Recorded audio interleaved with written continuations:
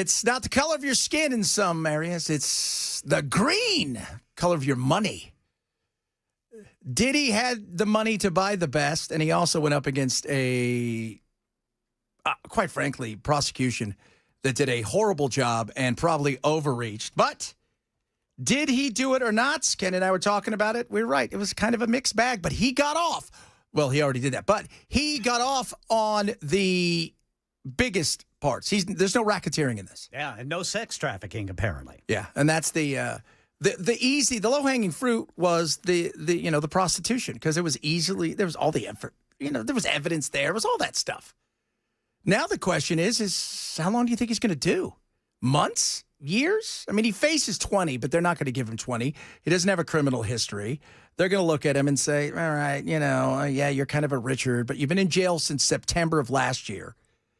So I bet he gets time served. He's going to get time served. So that's what I think. It's possible. They put him under house arrest. They may give him a couple years. The last guy that was really prosecuted for this was actually a pimp. And, as we all know, guys, pimping ain't easy, right? We get that. That's what Brother Bilal says. Yeah, pimping ain't easy. That being said. No. I say poping ain't easy. No, poping ain't easy. Oh, or pimping. Either of them aren't easy. But this was a swing and a miss, dude. I can't believe. Well, I mean, it's like you were explaining. The racketeering, they had to prove that he was running like a business like the mafia would. Yeah.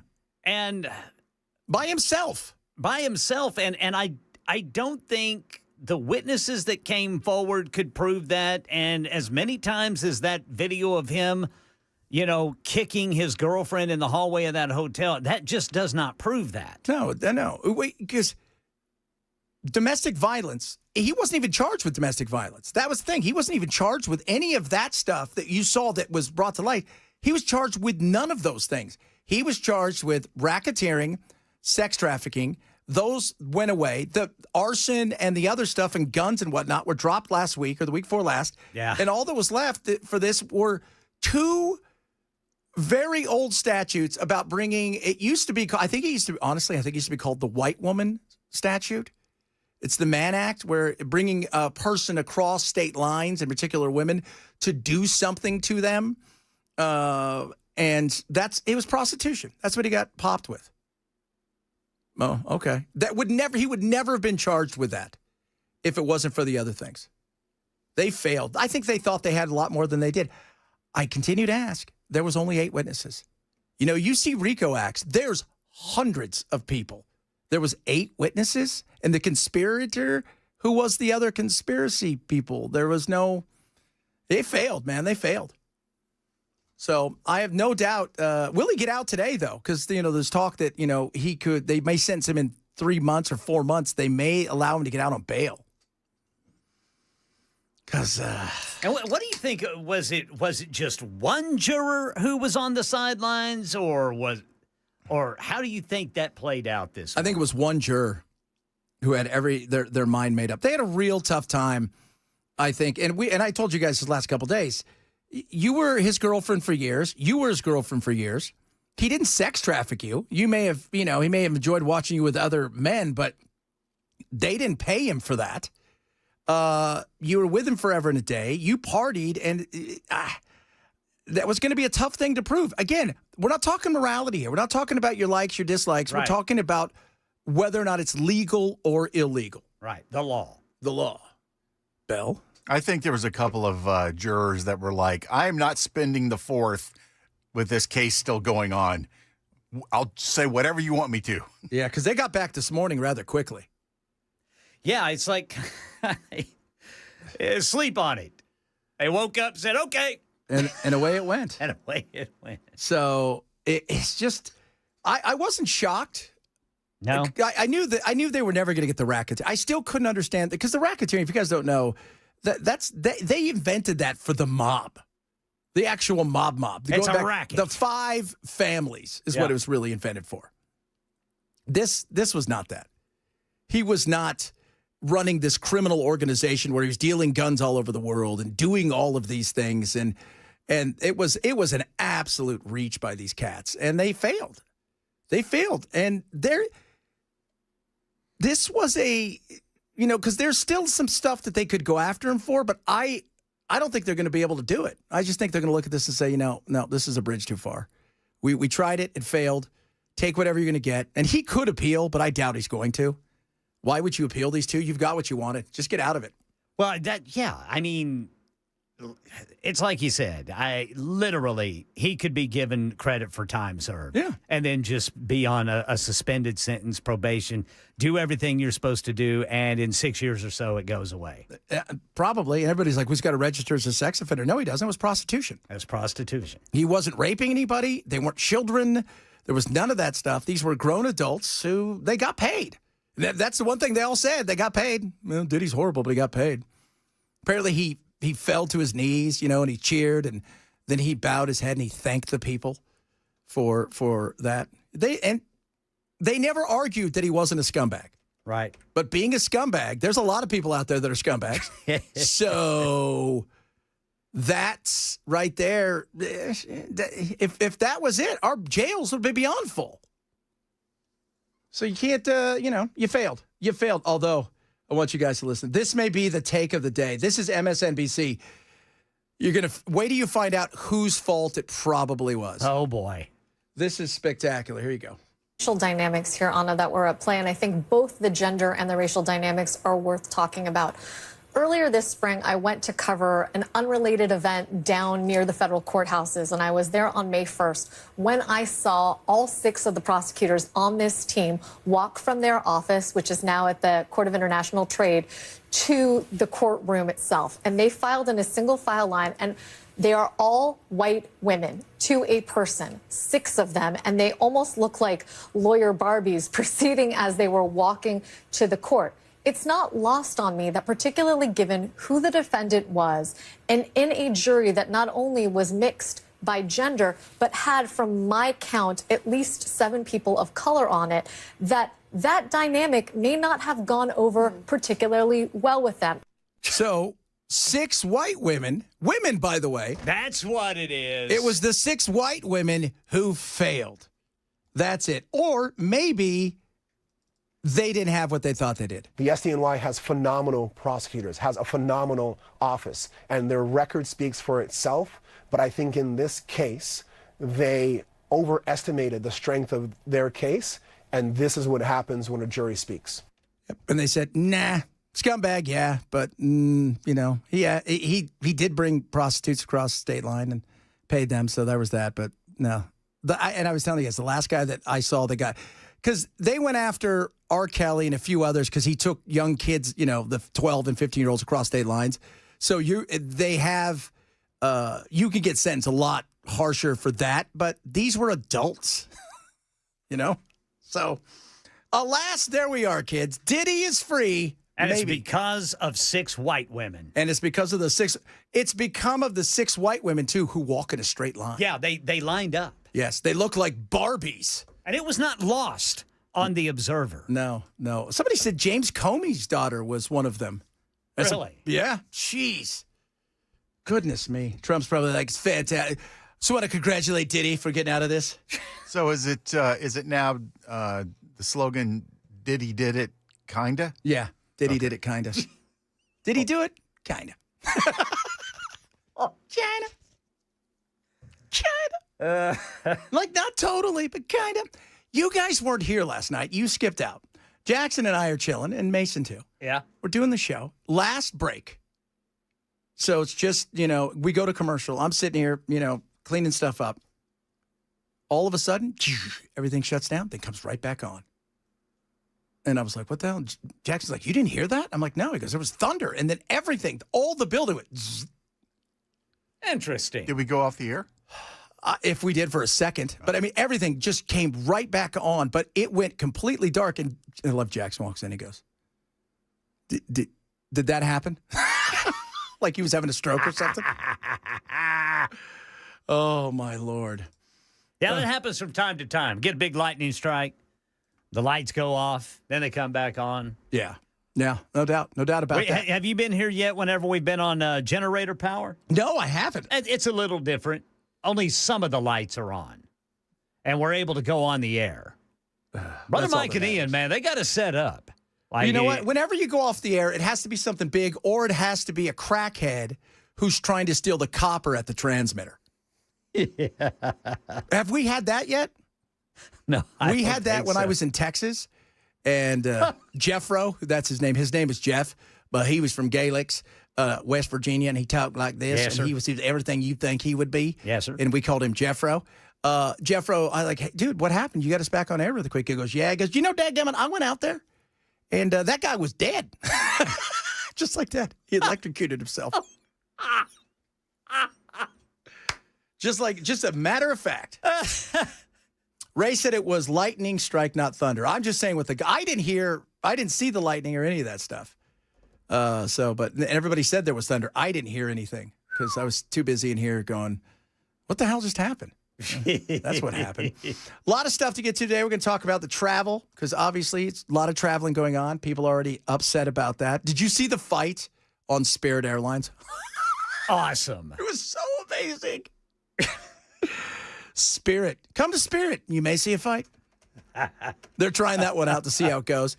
We're going to talk about food. Yes, sir. Because we barbecued a bit last night because we had some stuff that we had to use up. All right. So good. Way to go, Brother Chad. So good. I love barbecuing. Even though we're in an apartment, you know, I listen to Ken. I'm like, just do it inside because it seems safe.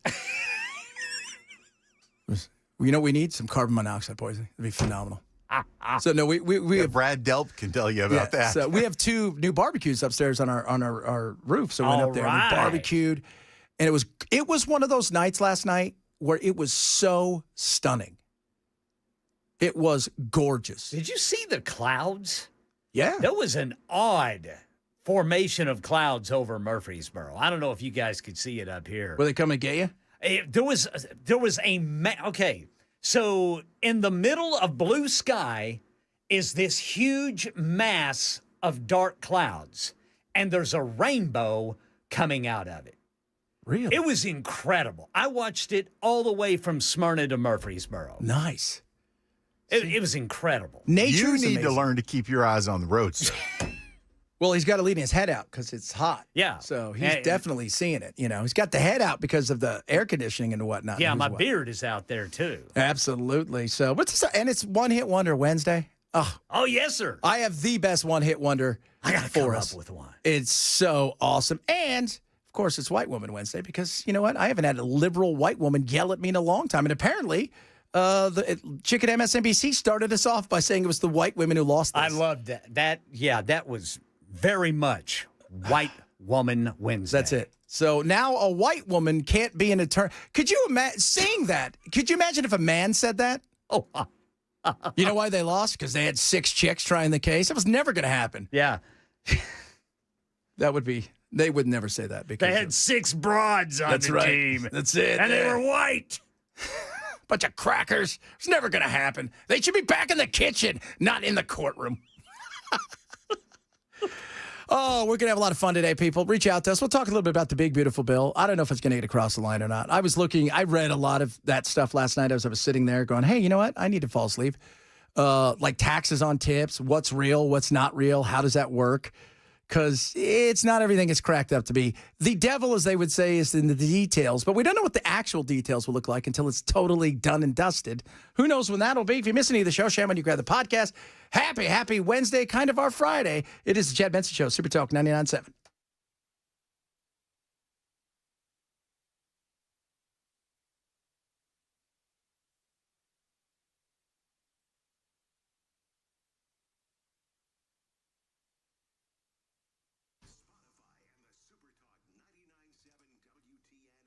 Never enough, Dan. That's all we got to say right there. Hey, kids, you're worried about your retirement? You're worried about the investments and the things that are going outside? I want you to do this.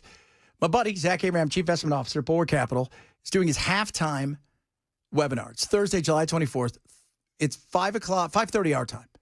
It's simple and easy. It's about 30 to 45 minutes. They're going to really look forward to what we're thinking is going to happen for the rest of the year. And the outlook there, it's X's and O's. It's not rah-rah. It's real perspective. They're absolutely crushing it this year. Ridiculous. And they'll talk about what it is that they do at Bulwark, which is lower risk, lower cost, lower volatility for the most upside potential. Sign up today for the halftime webinar, Thursday, July 24th, 5:30. Register now at knowyourriskpodcast.com, knowyourriskpodcast.com. It's free, and you can get a second opinion on your portfolio. They'll go through the whole thing with you, show you what you're doing there, if it's good, if it's bad, it's indifferent.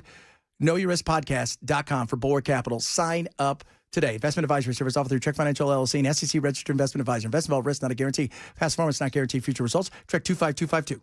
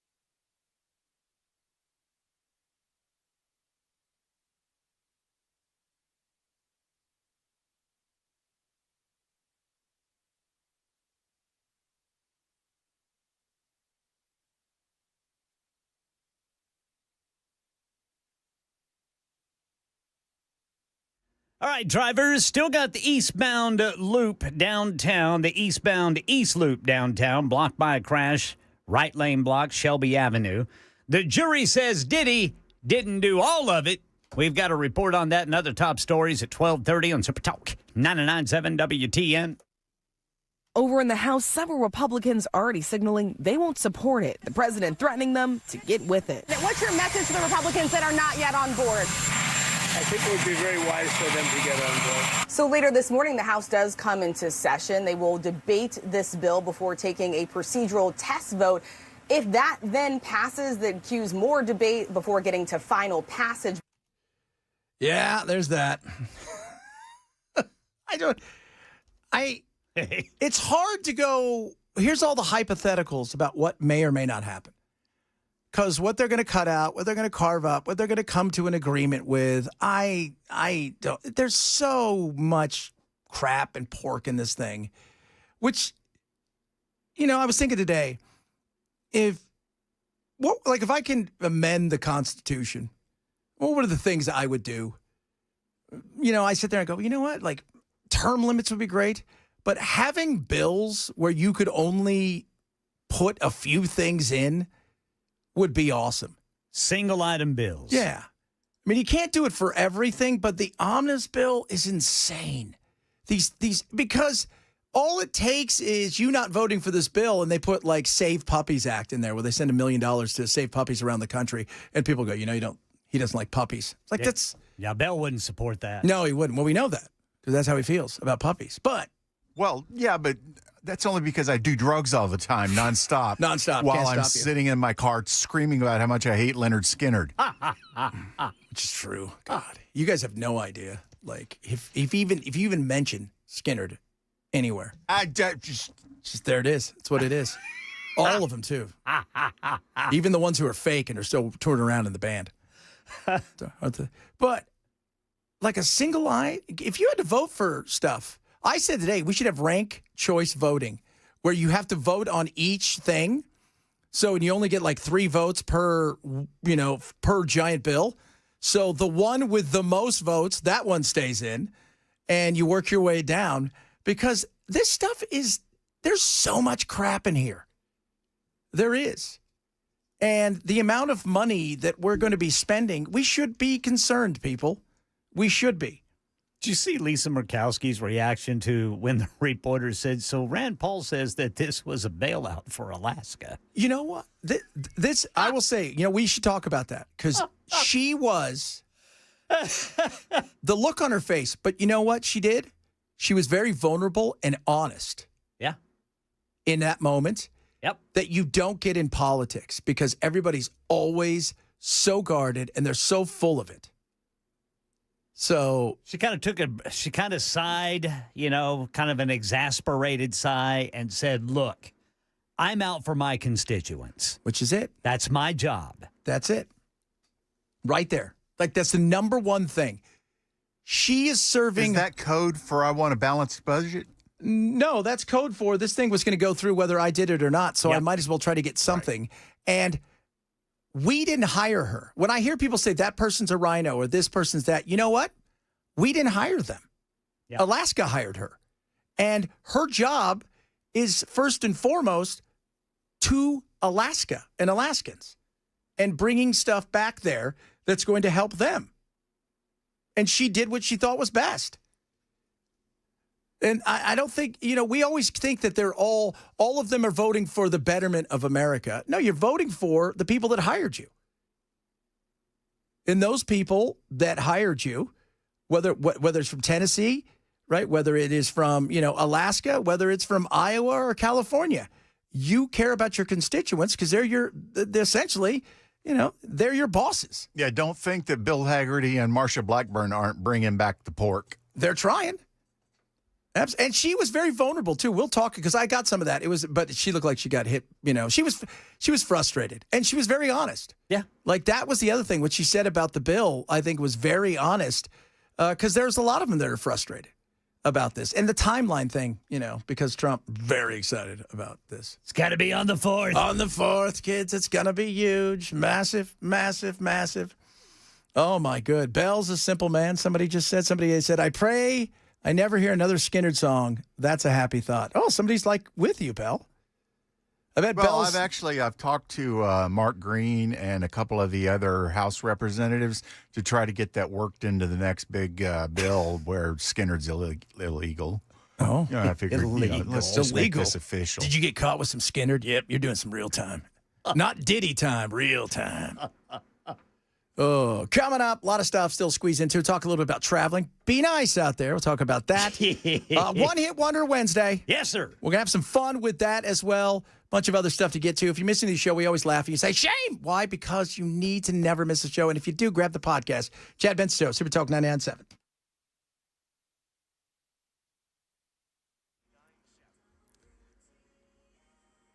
$12:30 on the dot. I'm Ken Weaver with your top stories. Full forecast in 5 minutes. Sean Diddy Combs has been acquitted on the most serious charges against him today. He was facing racketeering and sex trafficking, but the jury only found him guilty of prostitution-related crimes. Those convictions each carry a max of 10 years in prison.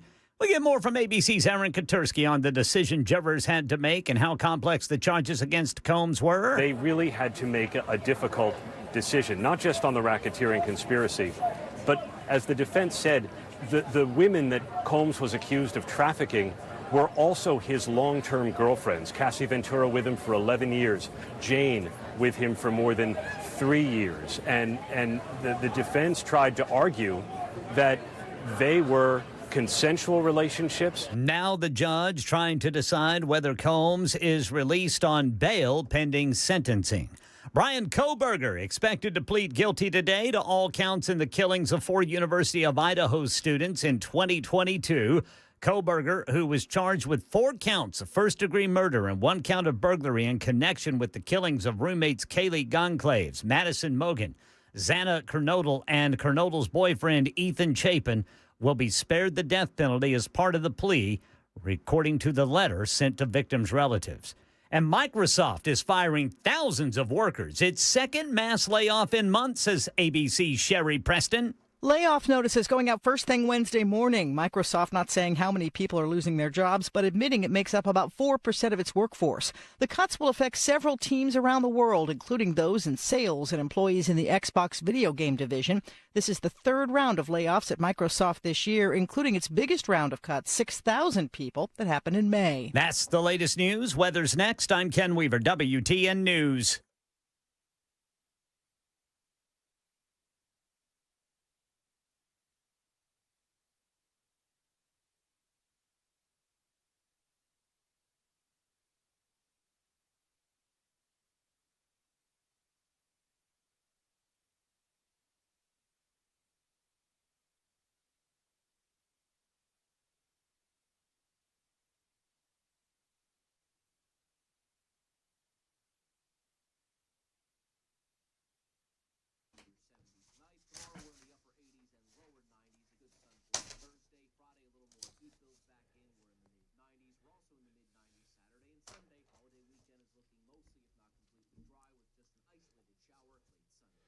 All right, guys and gals, you can see on the old YouTube there, I'm wearing a shirt that's rather skinny. Why? Because with the contours, I am losing inches fast. I want to feel better.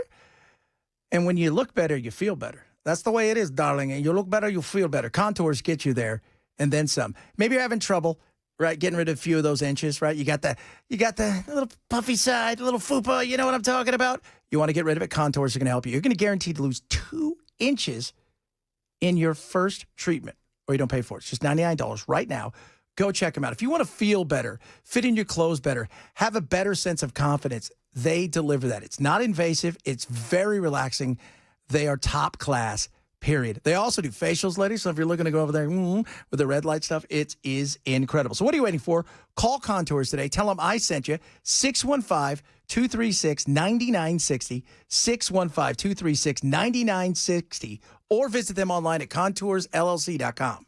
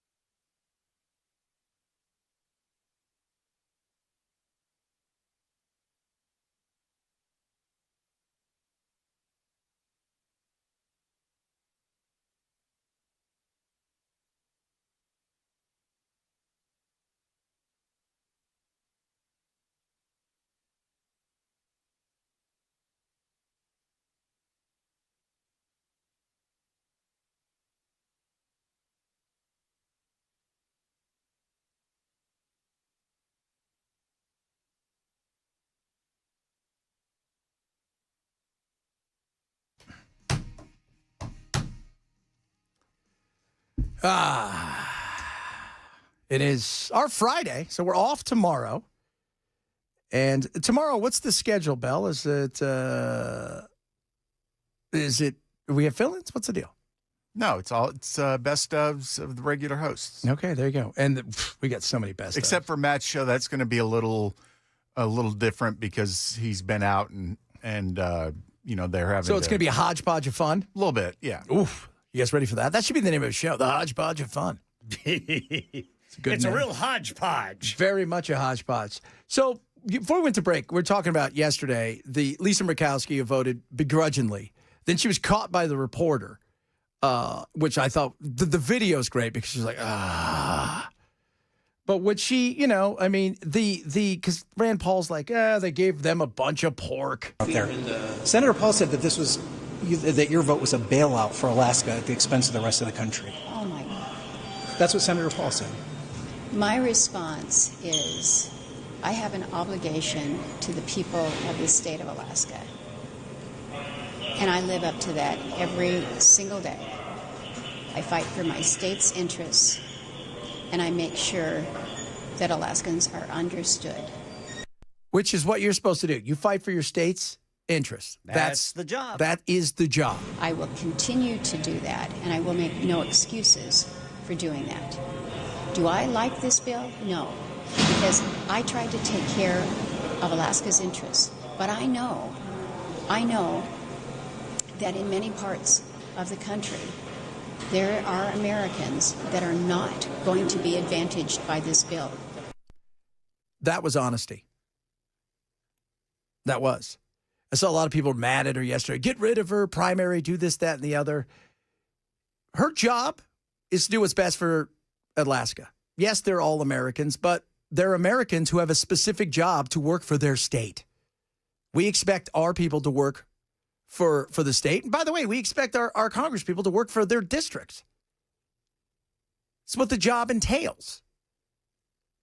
And she felt, this is the best we're going to do. And I saw where this thing was going to go. So I decided we're going to do this.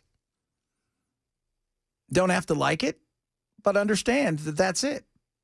Yeah, I'm a big Rand Paul fan, but I also believe that sometimes he is contrarian because he knows there won't be any actual consequences to it.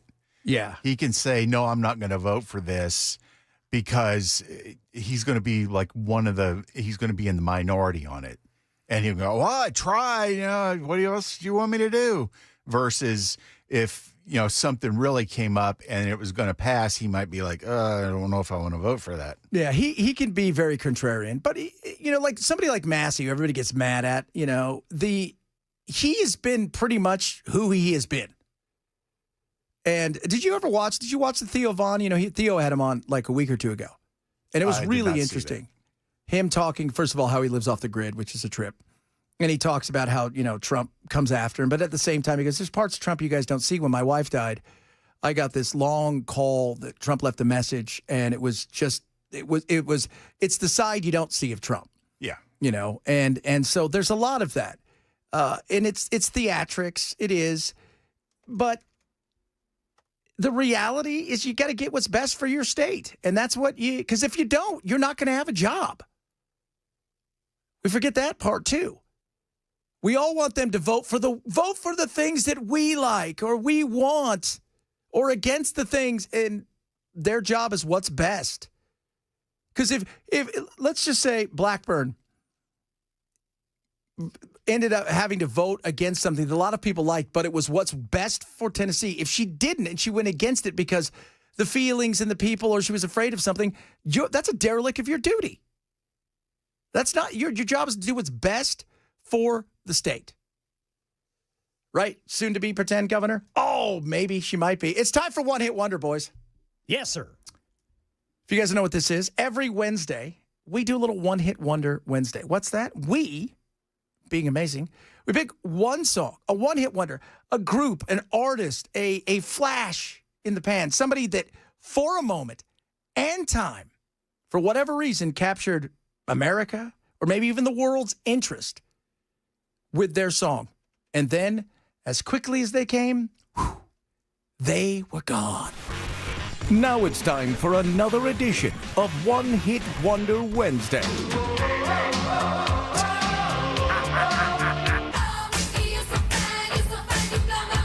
You may not remember the name of the band, but you definitely know the song. Come, my lady, come, my lady.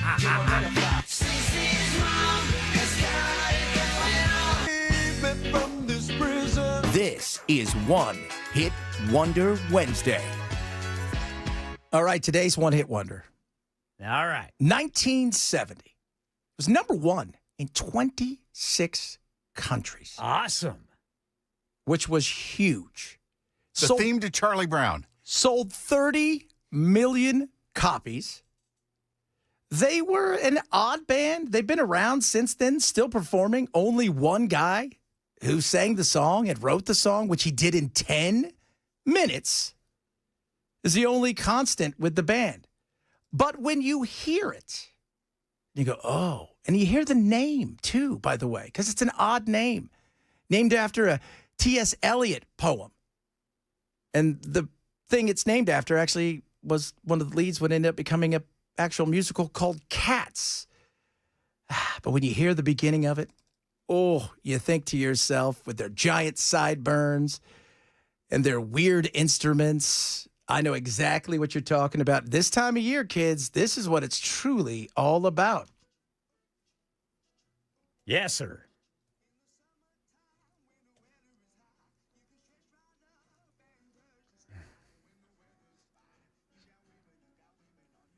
Yes, sir. Indeedy.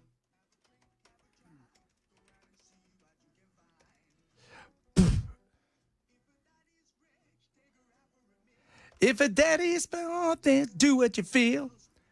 That's right. Mungo Jerry is the name. They're an actual kind of a pub band. They had no drummer. They had a stand-up bass and a guy that blew into a jug. Awesome. They had like a skillet-like guitar. They wore tank tops. And to this day, by the way, the guy, Jerry Dorsey, the guy that is the lead singer, still got the ginormous sideburns. It's an incredible. Can you think about this? It was number one in 26 countries. And it's all over the place, too. And it's been sampled a million times. How can you not love it, though? It's just incredible.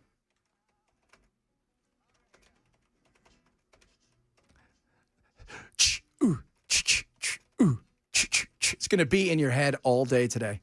Mungo Jerry, your one-hit wonder Wednesday. One of the great, great songs, especially for summer. 20 different lineups these guys have had. Never had another hit. Ever. So you go see them live, and you got to wait 45 minutes. You've got to wait. They'll probably start it on.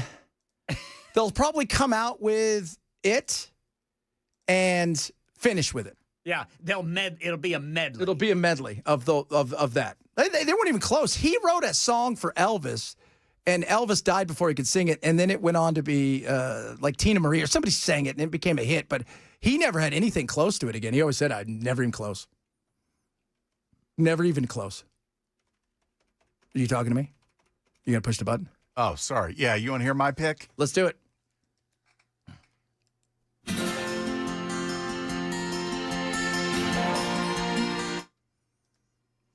It's a good song. I like it. That's what I was going to pick. Ah. Son of a biscuit eater. Gonna hold her tight. Some afternoon delight. When it's right, it's right.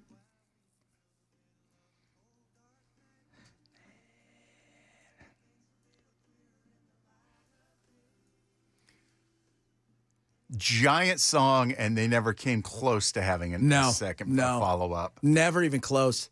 Most people don't even know who they are. They don't. They know the song. They've heard it. I love that song, man. That takes me back to 9 years old at the pool with my friends and the radio blaring all afternoon long, and that song came on like every hour. And did you have clue one what it was about? I had No, I no didn't know idea. what Me it either. meant. A little afternoon delight. Oh, now we know, huh? Yeah. We know that they like breakfast at lunch. Yeah, that's what it is. Yeah, your mom's like, what are you listening to? I don't know, Mom. They're having afternoon delight. Is that like Sunny Delight? It is not like Sunny Delight. Yes, sir. So there you go. That is our one-hit wonder Wednesday. I got another. I got one. What is it? All right, here you go, boys.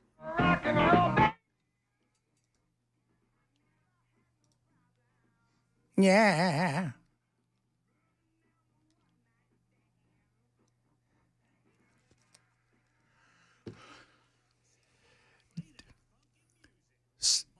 So do you know the story of that song? So Wild Cherry, by the way, hated disco. They were a hard rock band. Really? And they played at a place where nobody wanted them because disco was the rage and the dance floor was empty and everybody was just kind of looking around as these guys were playing, go, what the hell are you doing here? This is a disco place. And somebody screamed, hey, play that funky music, white boy. And he wrote it down really quick. And they did it as a joke. And they never, ever, ever came close to getting back to that. Yeah, baby. You know, there's parts of that song that I would be willing to bet you money that Rick James cannibalized for Super Freak. Oh, absolutely. Rick James cannibalized a lot of things, as we know. Rick James, damn it. You know what's funny about Rick? He's probably looking at Diddy going, you're an amateur. Cocaine's a hell of a drug. It's a hell of a drug. It was. And this is the White House. Somebody bring me some cocaine. He was nuts. That Chappelle skit is the funniest skit I've ever seen from any comedian. So amazing. The whole thing with him and Rick James. And you know what? Eddie Murphy's brother. He was so underrated. He was so, because his stories were so bizarre and matter of fact. They were. Oh, my God. They were so bizarre. And the fact that he got hired by Chappelle as a writer and performer on his show just shows you the chops he had. Yeah. And he's one of those people where everybody liked to be around him because he was like, it was like Entourage, and Eddie Murphy's brother became his own little character, and everybody loved him. Yeah. Eddie was so big, but everybody loved his brother. Yes. And his brother would talk about the weirdest stories he'd get himself into, which is awesome. Hey, by the way, we have to find out, are we having any kind of issues out there with the weather or not? Well, let's see here. Got any swamp ass today? No, Here we go. We are we're not even near okay, good. the meter right now. Thank God. We're at 86 degrees feels like temperature. So we're 84, but it feels like 86. Humidity is down. That's why. We're at 42% humidity. Yeah, my walk today was nice. Boy, mine was too. It was a gorgeous walk today. It was not a little bit of breeze, nothing too bad. Yeah. It's nice. It was just a very nice, not gross, not walking in here feeling sweaty and nasty. Right. Very, very, very nice. And I think we looking like that pretty much the whole weekend, right? Yeah, let's see here. Tomorrow on our day off. What? Mostly sunny and 93 for the high. Going to be 71 with mostly clear skies Thursday night. Then Independence Day. Sunny and a high of 95. And then for the fireworks Friday night, going to be clear and 72. Ooh, that's the Lord saying, we love you. Tennessee. Coming up, White Woman Wednesday. We've got some crazy white women doing white women things. And that always makes us laugh. And we got a great text from somebody yesterday who texted us and text back today. And something you don't hear often. And we'll talk about that as well because I think it deserves a bit of a shout out. It is the Chad Benson Show, Super Talk 99.7.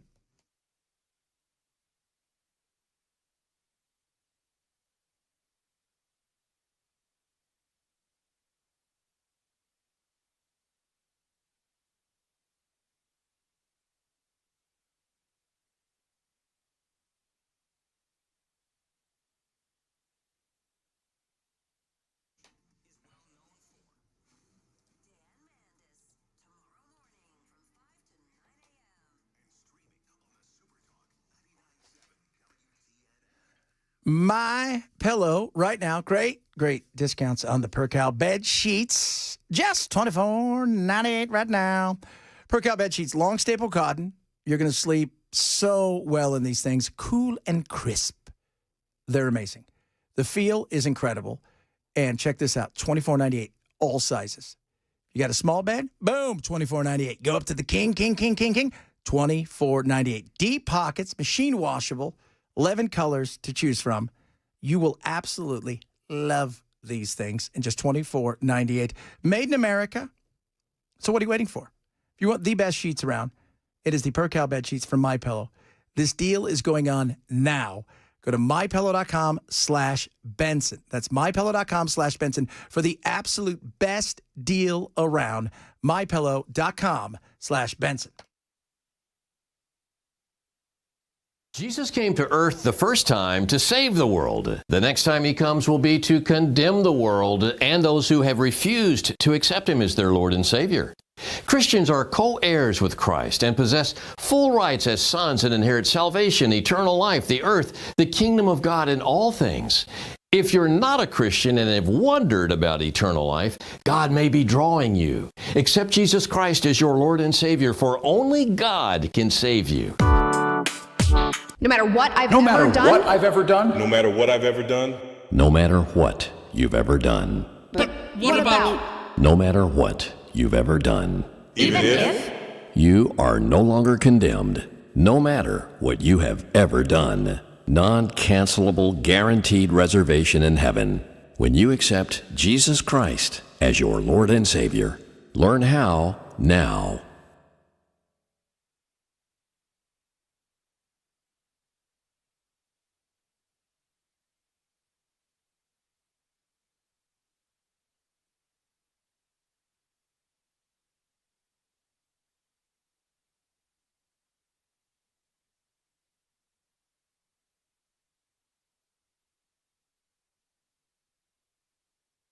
Weather can change in an instant, and you need to be prepared for any outcome. That's why Generator Supercenter of Nashville will help keep your family safe and connected. We make buying a backup generator simple and easy, with financing options available, free in-home estimate, turnkey installations, no worry warranty, and most importantly, the monitoring and service of your fully installed generator. Come see us at our location in Nashville or visit us online. Generator Supercenter of Nashville. We serve all Middle Tennessee.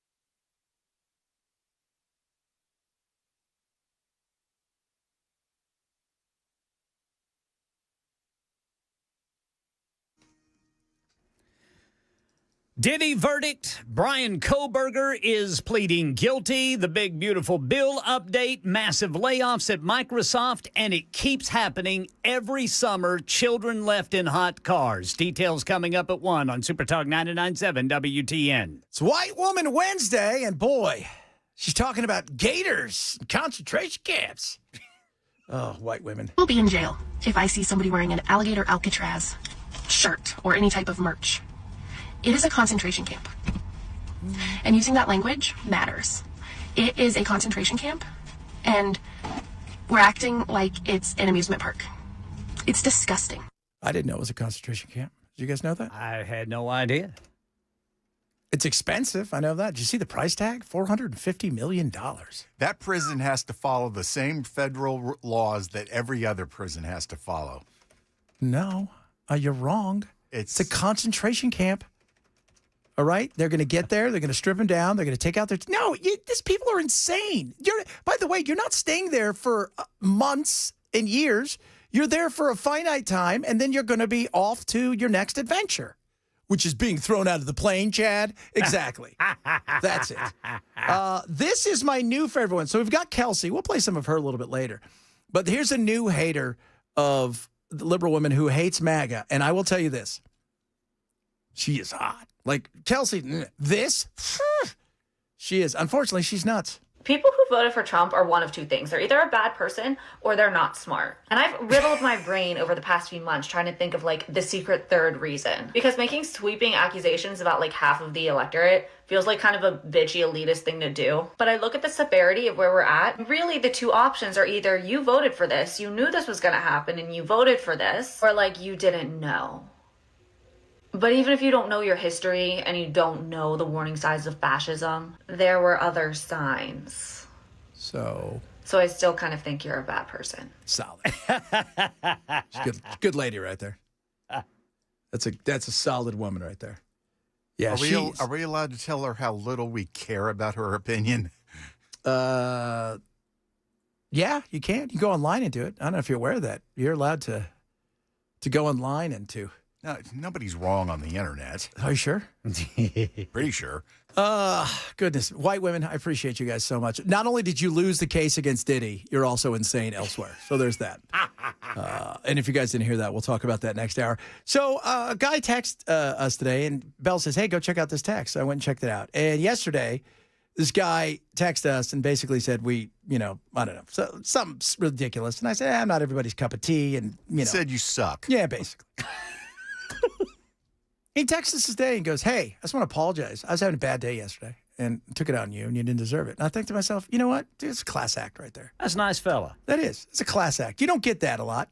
A lot of people take stuff out on us, and I'm okay with that. I always tell my kids, if it makes people feel better to yell at me, I got no problem with it. I don't. If you're not threatening to kill me or any of that stuff, it makes you feel better just to get it out, to be angry about certain things. It's okay. The fact that he did today, said he was having a bad day. Said he's having a better day today, which is good. So, you know what? It's okay to be nice to one another. And here's the thing. It's okay to disagree about stuff and to have fun. We like fun. Should be the number one thing. We don't have enough fun in this world. I tell you that right now. Well, it's fun that these white women are teaching me not to be racist. Yeah, well, it is. Of course. Come on. Who else is going to teach you but a 23-year-old white woman? I'm just surprised at all the things that I'm racist about because I had no idea until these white women started telling me. One time, I was trying to figure out where this guy's accent was from the northern part of England. I didn't realize that was racist. Now, he was white, but it still didn't matter. It's racism. Really? Of course, everything's racism. Well, yeah, that's true. You got to see already. You're not doing the work, Ken. That you're means not I'm racist. Doing the work. God, we work so hard. Coming up, hour number 2, we got a guilty plea. We got a guilty-ish verdict. Bunch of other stuff. Ken's got it all straight ahead. Happy Wednesday. Chad Betts Show, Super Talk 99.7.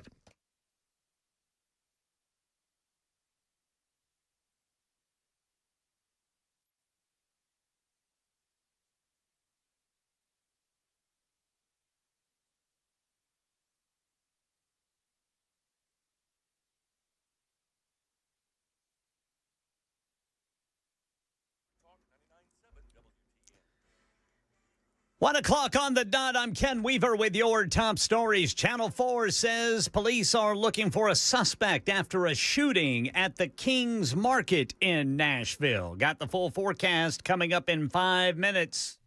This is a special report from ABC News. I'm Michelle Franzen. A judge is expected to decide if Sean Diddy Combs should be released on bail following the jury's split verdict today in his trial. Jurors acquitted the hip-hop mogul on the most serious charges of sex trafficking and racketeering in connection with two ex-girlfriends who testified Combs coerced them into participating in sex parties with male escorts. The defense argued during the trial Cassie Ventura and another woman Combs dated who went by the name Jane during the trial consented. Combs was found guilty of prostitution-related crimes. ABC's Aaron Kotursky is in Lower Manhattan. He has been found guilty on count 3, transportation for the purposes of prostitution. He has also been found guilty on count 5, transportation for the purposes of prostitution. These charges carry a maximum penalty of up to 10 years in prison, so we do have a split verdict. Outside the court, cheers and fans celebrated the split verdict. This is ABC News. Meanwhile, in Idaho, Brian Koberger is admitting he slaughtered 4 college students in 2022. Roommates Kaylee Gonclaves, Madison Mogan, Xana Kernodle, and Kernodle's boyfriend Ethan Chapin. Koberger avoids the death penalty by pleading guilty to the charges in a murder nearly 3 years ago, which he had fought vigorously up to this point. But last week, and now the prosecution sent a letter to the victim's family saying he's going to cop a deal. Big, beautiful bill update to keep the president's July 4th deadline. House Speaker Mike Johnson intends to put the Senate-passed tax policy bill on the floor today. Quite a gamble for him, says ABC News national correspondent Stephen Portnoy. GOP deficit hawks in the House considered the Senate's bill too bloated, even though senators added provisions aimed at further curbing the growth of Medicaid. The Congressional Budget Office now says what the Senate passed yesterday would add $3.4 trillion to deficits over a decade. Texas Republican Keith Self says the Senate version is not an acceptable bill. At the moment, Speaker Mike Johnson is teeing up a vote that appears likely to fail. Massive layoffs at Microsoft. The company announcing today it's laying off at least 9,000 workers, just under 4% of its total workforce, on top of the 6,000 jobs it cut in May and June. And the unrelenting summer heat has the nation on track to exceed last year's total for hot car deaths. So far in 2025, ABC's Jim Ryan says 13 children have died after being left in vehicles. 3 of those fatalities have happened here in Texas. The latest one yesterday in the Houston area when a woman intentionally left her 9-year-old daughter in the car while she went to work. And while an outside temperature of 90 degrees might not seem dangerous, in a closed vehicle, it can be deadly. 90-degree weather, in 30 minutes, you're talking about 120 degrees. Mike Silva is fire chief in Mission, Texas, where an infant died last week after his father left him in the car, went into his home, and fell asleep. Jim Ryan, ABC News, Dallas. Don't do that. That's the latest news. Weather's next. I'm Ken Weaver, WTN News.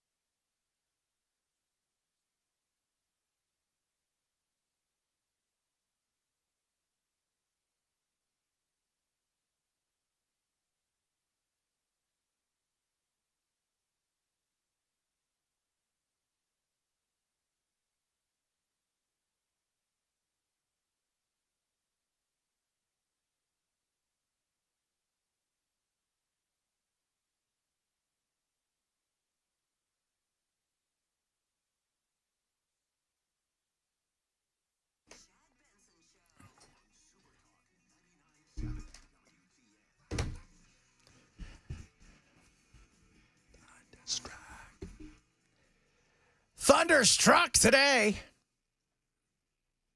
in New York. Diddy do it?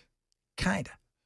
Not all the way, and definitely not the big stuff. No racketeering. He was found not guilty on that.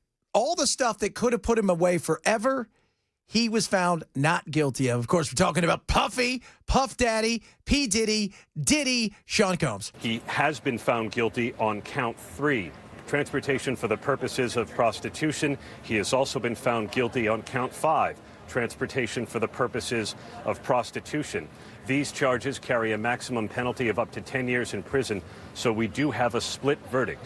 Split verdict, but he's, Ken and I have been debating it. There's a chance he may see no time. There is a chance he gets nothing. He gets a suspended sentence, sent home. That's that. They're going to have a hearing, I guess, what would be 4 our time for bail. So we'll find out if he's going to get out on bail. And then they'll have, so if he's released on bail, obviously he'll be, surrender his passport and all that kind of stuff. And then they would have his sentencing probably 3 to more months from now. But the maximum could be 20 years. And that's if if you stack them on top of each other. If he's not getting 10 years. He's just not. He's not. The last person I saw when I was going through some of this stuff, trying who's ever you tack this on to other cases, but the last person to really be convicted of this was like a pimp. And as we know, pimping ain't easy. But the case was lost today, and you're thinking, first of all, did they have a good case? Didn't they have a good? None of that matters. And I'll tell you why it doesn't matter. White women. And we've been talking about this for a long time. You know our complaint of white women here. It's tremendous. So, wait, what, Chad? No, I want you to listen. This is MSNBC and their insanity here today, talking about why the case was lost. And yes, they figured out how to squeeze in race. Also, there are some racial dynamics here, Anna, that were at play. And I think both the gender and the racial dynamics are worth talking about. Earlier this spring, I went to cover an unrelated event down near the federal courthouses, and I was there on May 1st when I saw all 6 of the prosecutors on this team walk from their office, which is now at the Court of International Trade, to the courtroom itself. And they filed in a single file line, and they are all white women to a person, 6 of them, and they almost look like lawyer Barbies proceeding as they were walking to the court. It's not lost on me that, particularly given who the defendant was, and in a jury that not only was mixed by gender, but had, from my count, at least 7 people of color on it, that dynamic may not have gone over particularly well with them. White women again strike. Man, I can't believe that. That is so. These people are so freaking racist themselves. First of all, how is this? You're a white woman. What? When? So now, even being a white woman as a lawyer, well, we've been saying for a long time, get back in the kitchen. But this is ridiculous. So insane. That's what she said. She said, well, it's not lost on me that 6 white women who walk in a single file line and look like Barbies. Yeah, when there are at least 7 people of color on the jury. That is not lost. Yes.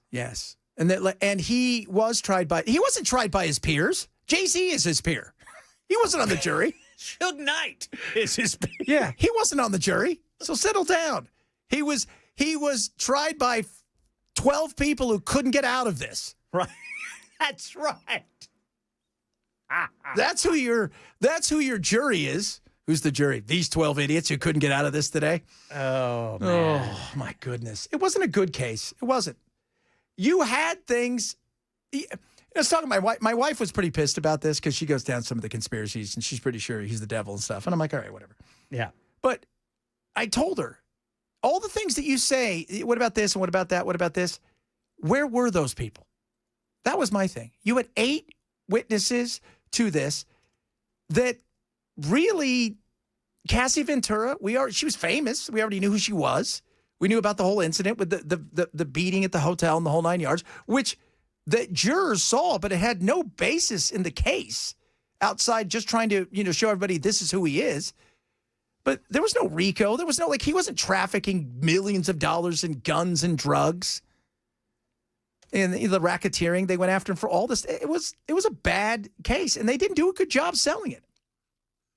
You swung for the fences, and you had power at best to get out of the infield. And you failed. And now there's a chance he could be free. I would not be surprised if they ran him bail tonight. I wonder what this cost him. I wonder what his defense cost him. That's a good question. I wonder that, too. We got to find that out. Koberger, I saw he pled guilty. Yeah. Bell and I were talking. He said something. He goes, I wonder why. I said, that's the thing that I think the people, the family members, yeah, there's some relief, but also the question, yeah, you want your pound of flesh. Yeah. They're angry. I think they're as angry at this point in time with the way that Idaho has gone about handling the case as much as the shock and all the horrible things that have happened. Because the number one thing is you want to know why. Why did you do it? Yes. Why did you pick these 4 people who you obviously, for whatever reason, knew something, figured?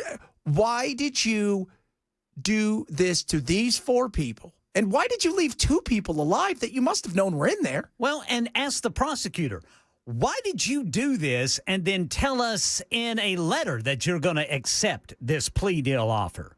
I know.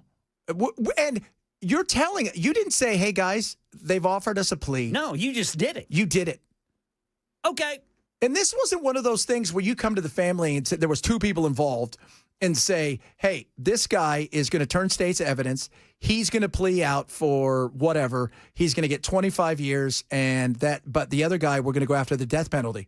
You have everything. You have his DNA. You have his phone. You have everything on him. It's a slam dunk case. Why? Are you guys short of money? What's the... Yeah, it's weird, man. And we're going to... Yeah, they need answers. Everybody needs answers to these questions. Yeah, I think it would be a fair question because I saw most of the families are upset. Some people are like, they're more angry at this point in time with the prosecution and with the way that the state and everybody's handled this. But as one prosecutor said, look, you're probably wanting answers that you're never going to get from this guy. That's true. So to eat yourself up over answers that you're not going to get and to relive something where you're going to have to relive it over and over again because he's going to have 9,000 appeals. And is that something you want to do? See, but I would at least took him the option.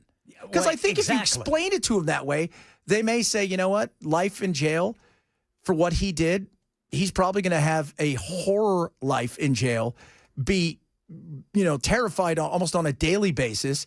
So that may not be the worst thing, but at least present it to them as opposed to what they did. Yeah.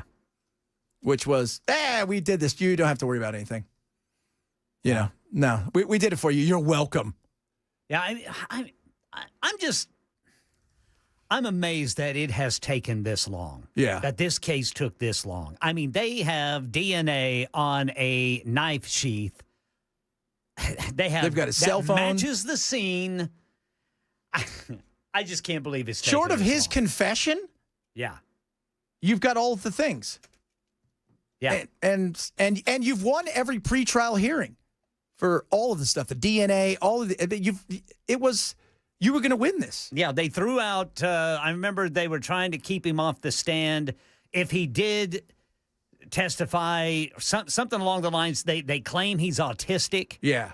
And which does seem a little odd. The judge said, no, that's not going to keep him off the, that we're not going to do that. No. So, and by that story about the kids in hot cars.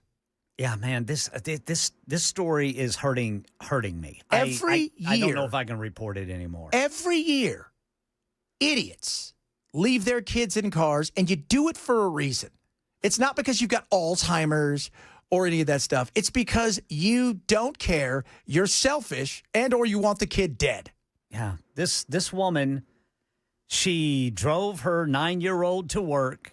She rolled down one of the windows a little bit and left the child some water, but then left her 9-year-old in the car all day long in 90-degree heat. It was Houston, right? In Houston, Texas. So what's that? Probably 70% humidity or something? Yeah. So you're looking at like swamp ass 5. That's easily swamp ass 5 in Houston, Texas. And you did that. Yeah. It's terrible, man. What a terrible way for your child to die. I can't report that story anymore. No.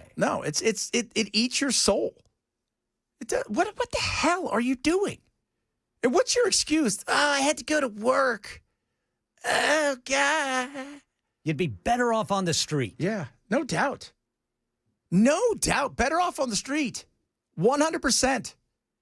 And why can't you take, if it's that bad, why can't you take your kid into the front room of the place and let him wait in the waiting room? Sure. And if they don't let you, then that's not a place you need to work. No doubt.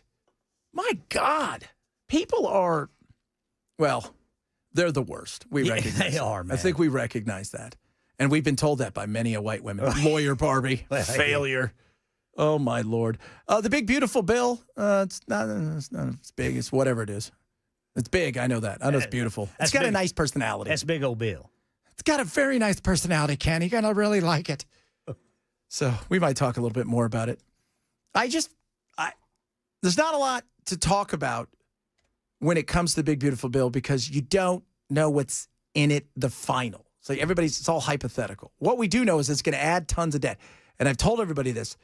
Look out 3 years. Do not look out 5 years. Don't look out 10 years because the chances of this bill in its entirety making it that long without it being changed is slim to none. So you've got to look out with the things that you can control, which will be realistically the next 3 years because Trump will be in charge. And even if the Democrats win, they're not going to be able to overturn any of these things because they're not going to win that much. Oh, yeah, probably not. Weather this weekend, Ken, are we looking beautiful or what? We're looking mostly sunny and dry. That's going to be hot, going to be in the mid-90s, but humidity is going to be a little bit lower. So, the swamp assness, that may not be in play like it was last week. Now, it'll still be there. But not to the extent that we've had it. Yeah, I don't think we're going to have any of the heat alerts like we had last week. Ooh. But it will be hot. However, it is summer. That happens. I heard that happens in the summer. Yeah. By the way, for those of you who don't keep score, summer is warm unless you live on the other side. In Idaho. Yeah. Or San Francisco. But actually, I'm wrong about that. Unless you live in Australia, where it's there, when you go to the other part of the world, it's a different time, right? Different hemisphere. Guess what happens? It's cold there. In Australia, Christmas is their summer. So Santa Claus, Father Christmas, you will see him surfing. Where here it's cold. Very interesting. Coming up, a lot of stuff still to get to. More white women yelling at us. Because why not? Well, we've got to be learned. We do. We have not learned the way that I thought we were going to learn. We'll have some, maybe some big bill hilarity as well. A bunch of other things to get to. Check us out across all of our social media. You can hit me up at Chad Benson Show on the X. And, of course, we're on YouTube. We're on Facebook. We're on, I always forget, Twitter/X. And what's the other one? And Twitch. Twitch. That's right, Twitch. Not quite Rumble yet, but we're getting there. We'll Rumble there soon. Chad Benson Show, Super Talk 99.7.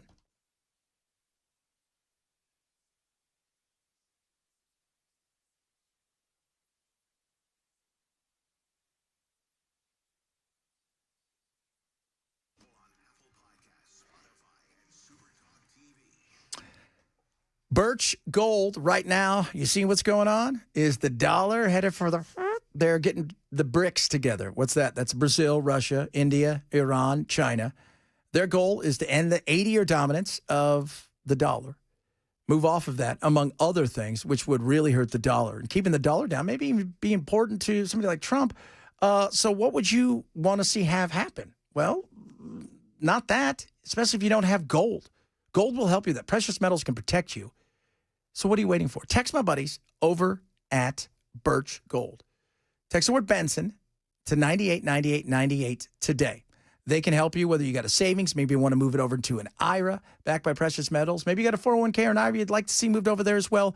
They can help you. Maybe you just want the physical. They can help you with that. It's a simple text. They'll get you the info. You make the right decision for you. A+ rated by the Better Business Bureau. Text the word Benson now to 989898 today for Birch Gold.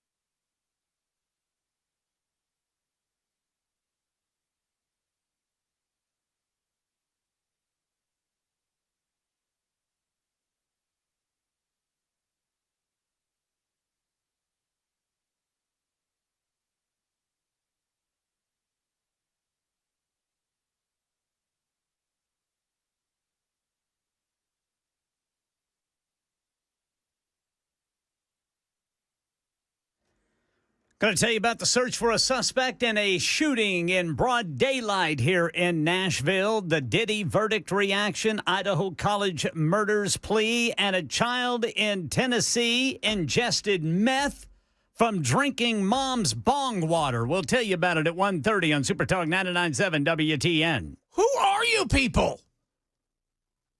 My God. That's another story. Ugh.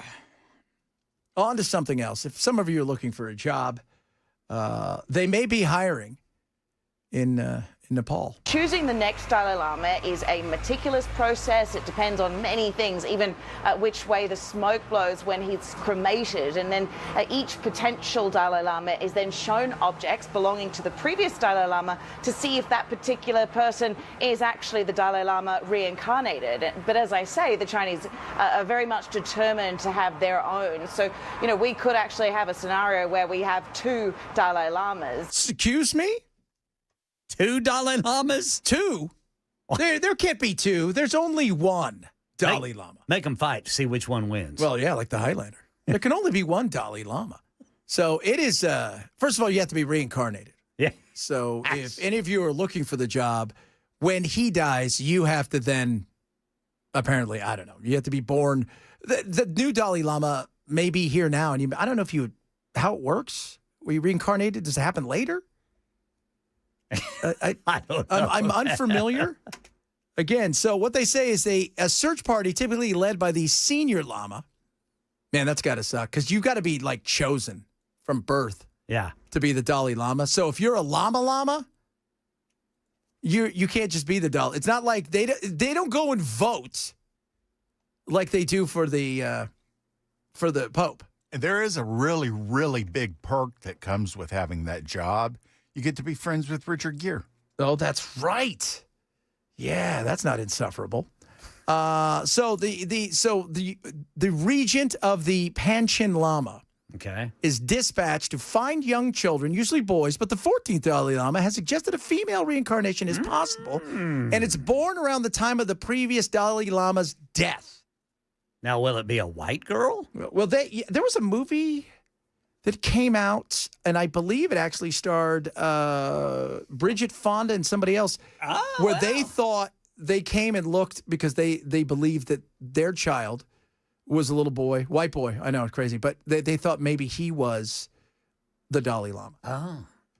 And, what if, right, the old Regent Lama here shows up, right? Just him and all the group, the whole cast, they knock on your door, and they're like, hey, we think your kid's the Dalai Lama. And they're like, what? Todd? Todd's an idiot. He's not a Dalai Lama. No, we think he is. But what if he recognized he has all of the things, all of the traits, believed, yeah, I see that. I remember this, that, and the other. But your parents are like, yeah, we don't want him to be the Dalai Lama. Either that or you hear somebody shouting from the back room, how much does it pay? Oh, that's true. Where'd this Dalai Lama? A trailer park is where he came from. Bubba, come here. Could you have Bubba Lama? So the Dalai Lama. Now, the Chinese, for you guys don't know, they took over Nepal. There's always a battle there. They want to have their own stuff. What was that movie with Brad Pitt that was based on the Dalai Lama when he was a child? And when the Chinese took over the area, I forget. Somebody texted, you guys remember it. Yeah, somebody remembers that. But Brad Pitt Chinese movie. So it's an interesting thing. I've often wondered, what if the other, because if you really believe that that's the Dalai Lama reincarnated. 7 years in Tibet. 7 years in Tibet. So you look over there and there's Tibet, right? And he was there. But what if the other guy, the kid comes from, like a place in London, or he comes from France, or he comes from here? That's what I was going to ask. It just seems completely curious to me that the Dalai Lama has never been reincarnated in Australia or South Africa. Well, and it's not lost on me that they could be white. Yeah, it could be. And I'm going to tell MSNBC if that happens. Yeah, probably 6 of them in a row. Bunch of white cracker women. You know who you are, losers. So, but it is a fair question that I think we need to talk to one of the penchant regent lamas. Say, Lama guys. I don't know what we call you, Lama. Mr. Lama, Dolly. No, you're not Dolly, though. You're not a Dolly. What do they travel in? They've got... they got jets and stuff? Yeah, because remember, they got him out of Tibet when everything went sideways because the Chinese wanted to control him. Oh, yeah, okay. So he was like, I ain't having any of that. I ain't getting none of this. He said it just like that. But this is a funny movie, guys. We start writing this down. And the Dalai Lama, maybe a little kid, this little white trashy, right? Maybe a kid from the hood. Oh, Dalai Lama, boy! Yeah, boy! Oh, goodness me. If it was... If the Dalai Lama was reincarnated as a girl, would there be a different title? Well, they're not going to allow that. No, he said this time it might happen. Oh, yeah, that's right. It's sensing it. It could happen. Boy, that's going to turn everything upside goodness down. me. Like it's Dolly if it's a guy, Dilly if it's a girl. Dilly, that's right. The Dilly Lama. No, I think they should cut straight Dolly. So, but what if that parents or they decide, no, we don't, you kind of got to go somewhere where people are potentially being accepting of this. Because if you believe that they can be reincarnated anywhere, and it is somebody whose family doesn't want any part of this, I mean, that would be crazy. Because it's not like you can go, okay, we got to go to number 2. Right? Because, no, he's in there. How do we get him out? Is that a genie? Twist off his head. Run a distraction. All right, coming up. No, we talk about maybe the big, beautiful bill. It's not too, it was big. We know that. It's big. Woo! Super it's a big bill. It's a big bill. We'll talk a little bit about that. Who knows what else? I got a lot of other good stuff to talk about, including we're not patriotic anymore, and spicy food may do this to you. Chad Benson Show, Super Talk 99.7.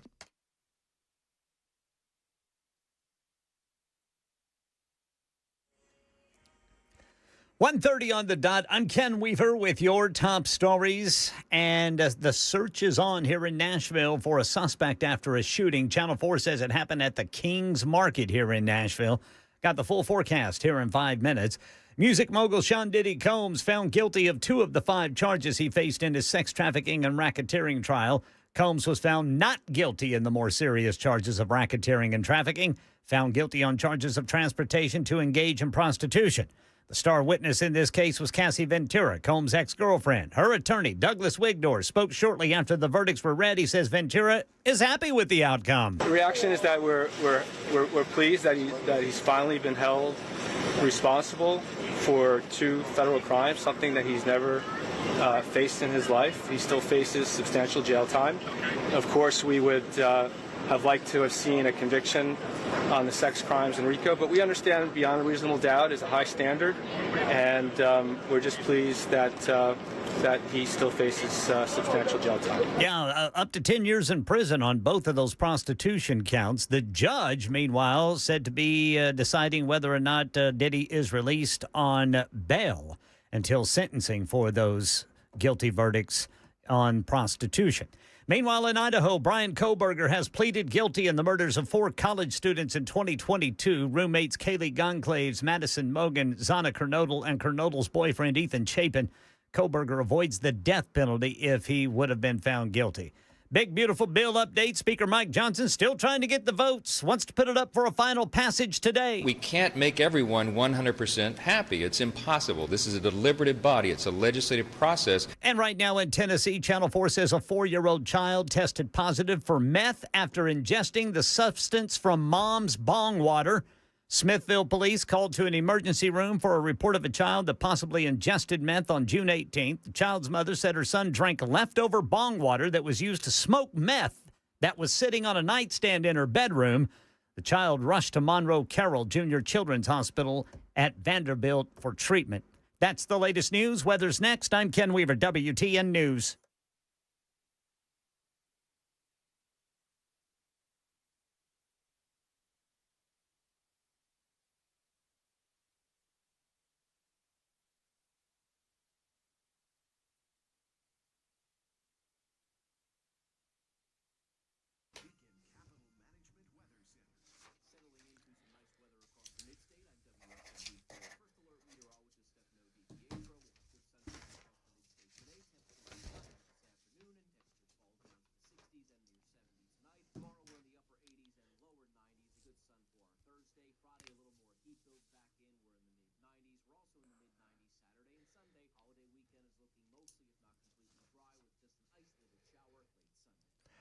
Retirement Ready Toolkit from our friends over at Beacon. They're ready for you.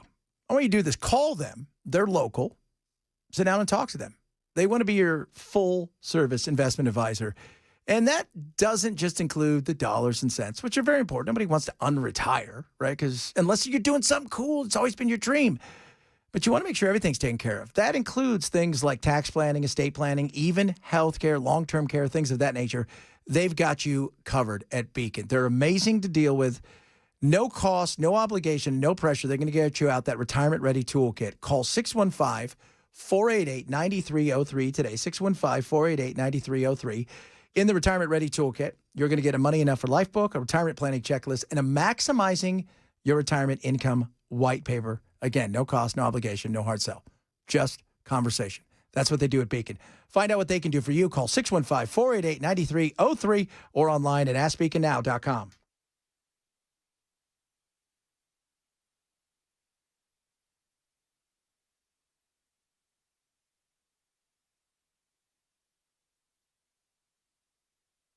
Have you ever heard someone say, I used to be a Christian, but not anymore. After all I've been through, God wasn't there for me.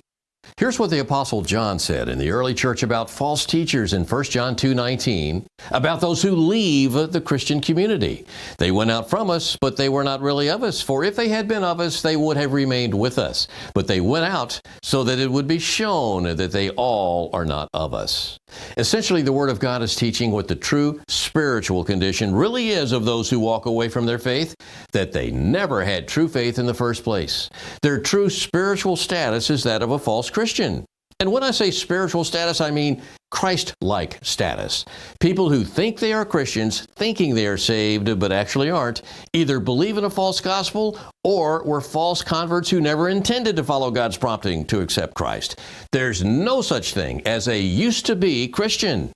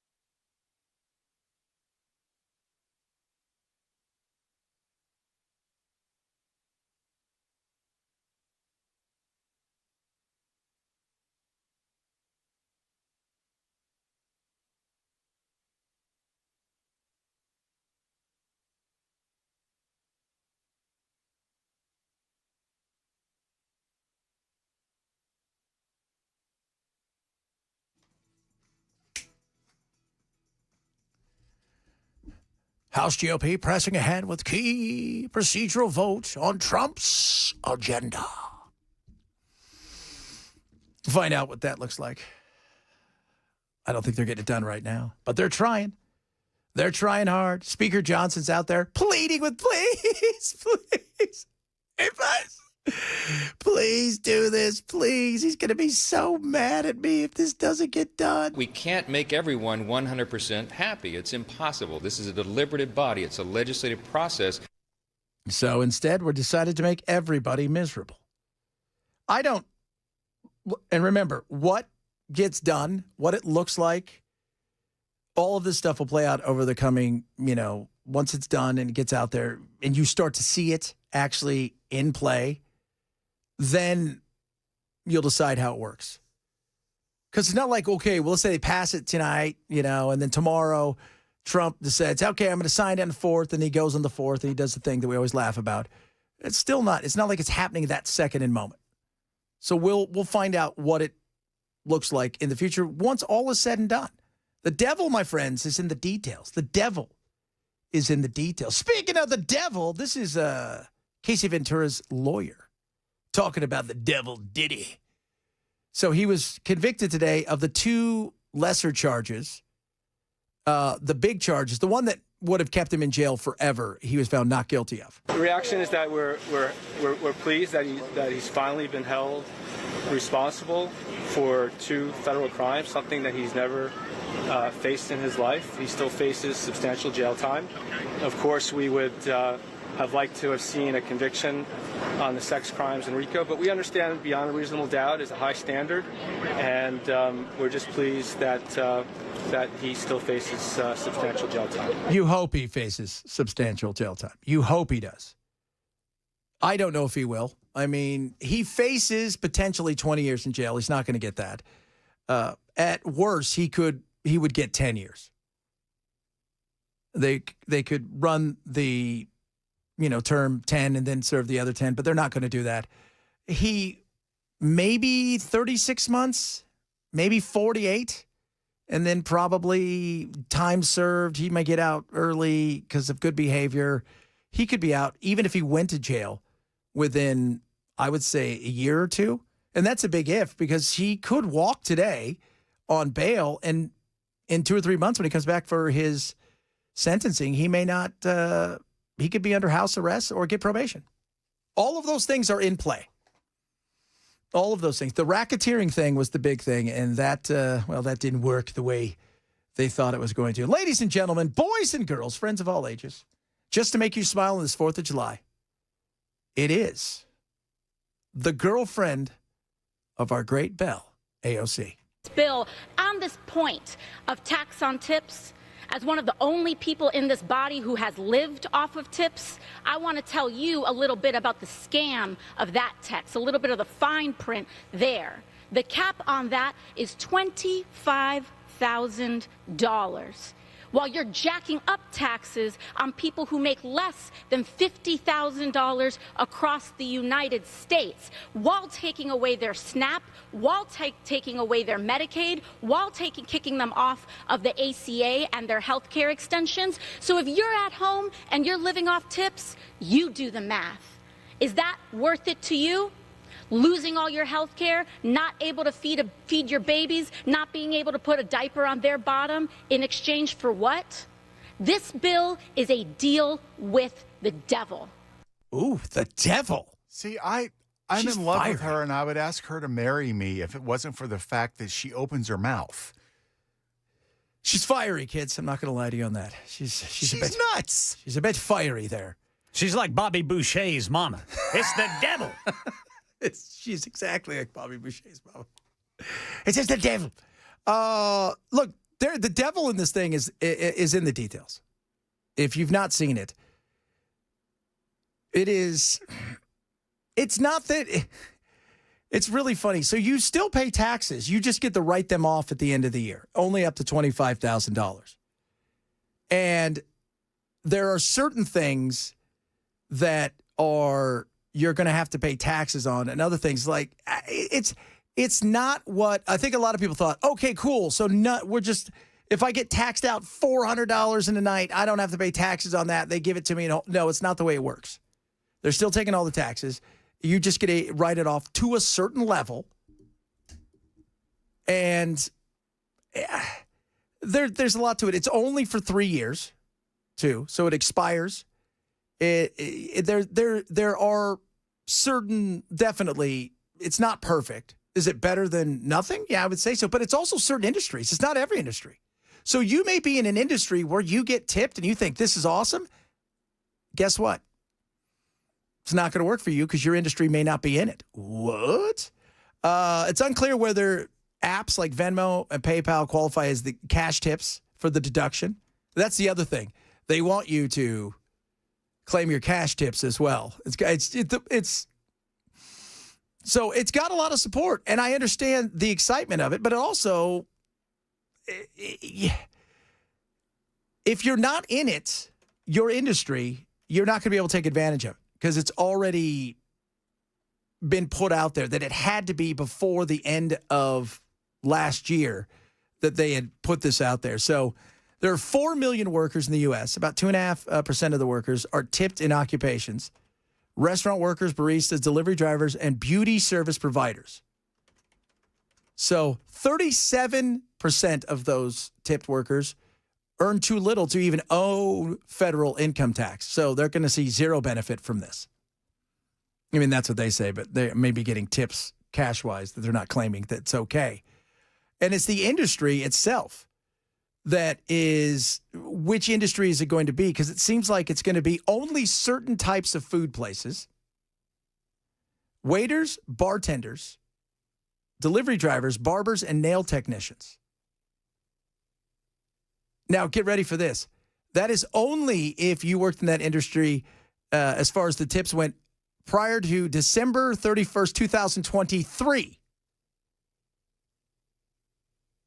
So there's a lot to this where the devil is in the details. Only individuals with Social Security numbers and their spouses, if married, can claim deduction. So you can't file single if you're married. You have to file joint. So, again, devil's in the details. You got to read all this stuff. I don't think Trump is the devil. I know that a lot of them out there do. That's the, they're insane, but what are you going to do? You can't deal with them like that. God, man, the minute you just say something about her, Belle, it just starts people just saying stuff about her that we don't need. This is a Christian line. Oh. So 25,000. That's it. What if your tips? It's crazy because also, if you're at a place too, this is one of the things I found out yesterday going through it. So let's say you work for a restaurant where the tip's already included into the meal. You can't claim that as the no tax on tips. So if that's built into the meal and you work at one of those fancy restaurants where they have waiters and a maitre d' and a sommelier, whatever it's called, where they bring out a craft. What did you call it? A carafe? Carafe. Yeah, a carafe. Got somebody in the bathroom to help you? What are they called? Weirdo? And it's an attendant. The guy that's in there with... Yeah. We know who that guy is. He gives you the... He's like, would you like some gum? Hand towel or, Would you like some Dracar Noir? We got Polo, too. We got Polo. How about a condom? You look like you could be hooking up. I know who those people are. Got some air freshener on it. Oh, yeah, they have everything there. How about a couple of squirts? That is so hilarious. Oh, my God. Everybody's been to one of those bars, right? And ladies, you guys don't know the joy of going into one of those bars that's fancy and they've got ice cubes inside the urinals. You're like, this is a fancy place. Goodness me. What do you call those people? Weird, right? Why are you here? Why are you selling me something in a bathroom? Is a bathroom attendant. So, that is, what is the name of the bathroom attendant? Does it have a professional name? The Crapper Concierge? Well, it's a laboratory attendant. Oh, a laboratory.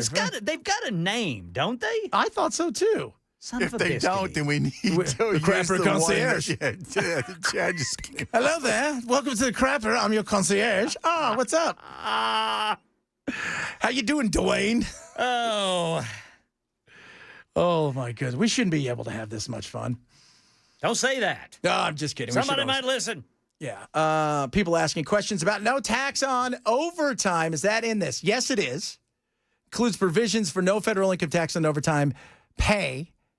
But there are certain, like everything, the devil's in the details. You have to look at how you're doing this. You have to be W-2, right? You have to, there's certain things that you can only claim up until, and these could all change because the House could get their bill done, and that could all change. So as of now, it's in there. But, it's, once again, all of these things are capped at a certain level. And so the way it would work is overtime is defined by pay required under the Fair Labor Standards Act, which mandates time and a half for hours over 40 hours in a work week for non-exempt employees. The deduction is limited to people who earn $160,000 a year or less, adjusted for inflation, right? And the Senate actually phases out benefits for individuals who earn over $150,000 or joint filers. The maximum deduction for individuals is $12,500, $25,000 for joint filers. So it's not in perpetuity. It's not forever is what we're trying to say. The Loadmaster is one name for that. Bathroom attendant. The Loadmaster. Maitre D. Oh, my Lord. What are the qualifications of the bathroom attendant? I will tell you right now. Poor life choices. Here's one. It may be called a day matron. There you go. They can be called a day matron. This person said ass tendant.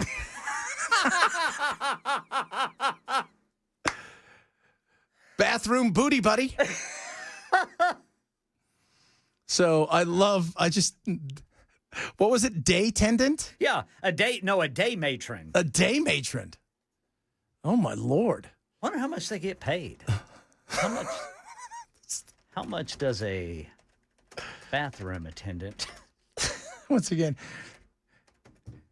get? How do you even get that I bet gig? they work mostly off tips. Yeah, I think so. Here in Tennessee, boys, they make $13 to $14 an hour. So there's that. All right, I'm out. It's been nice working with you. Yeah. So that job stinks. Yeah. Let's see. Somebody said, do you know if they're independent stylists, 1099 and not a W-2? I think you have to be a W-2 employee on the tips. So, yeah, you don't want to shake hands with that. So there is a lot of stuff. Yeah, because hairstylists, they're not W-2, are they?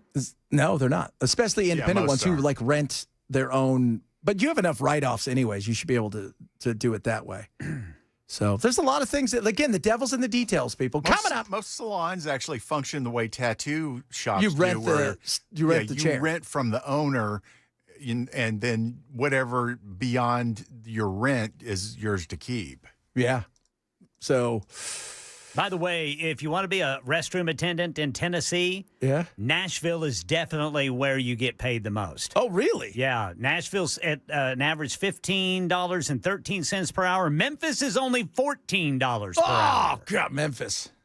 Cannot believe that. Again, if you're looking for a job, you must have made poor decisions.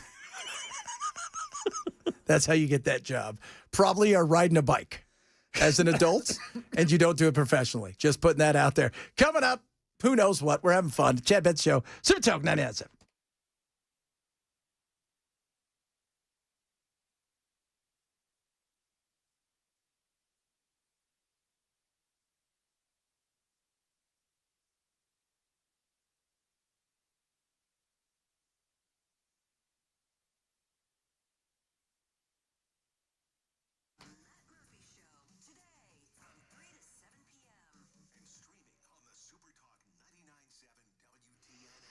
All right, kids, My Pillow's amazing deals on the incredible Percal bed sheets. Yes. Why these? Because you're going to sleep cool and crisp, as the guy used to say at the old 7-Eleven commercial, or 7-Up commercial. Cool and crisp. They're incredible. The Percal bed sheets made with long staple cotton, breathable, amazing. 11 different colors to choose from, $24.98 for any size, all the way up to king. King plus, all the way up, $24.98. Machine washable, deep pockets. If you want the best bed sheets around, you don't want to break the bank, these are them. Made in the USA, built to last. They're the MyPillow Percal bed sheets on sale right now. Go to mypillow.com/Benson. That's mypillow.com/Benson. Get the Percal bed sheets. Big sale going on right now. mypillow.com/Benson.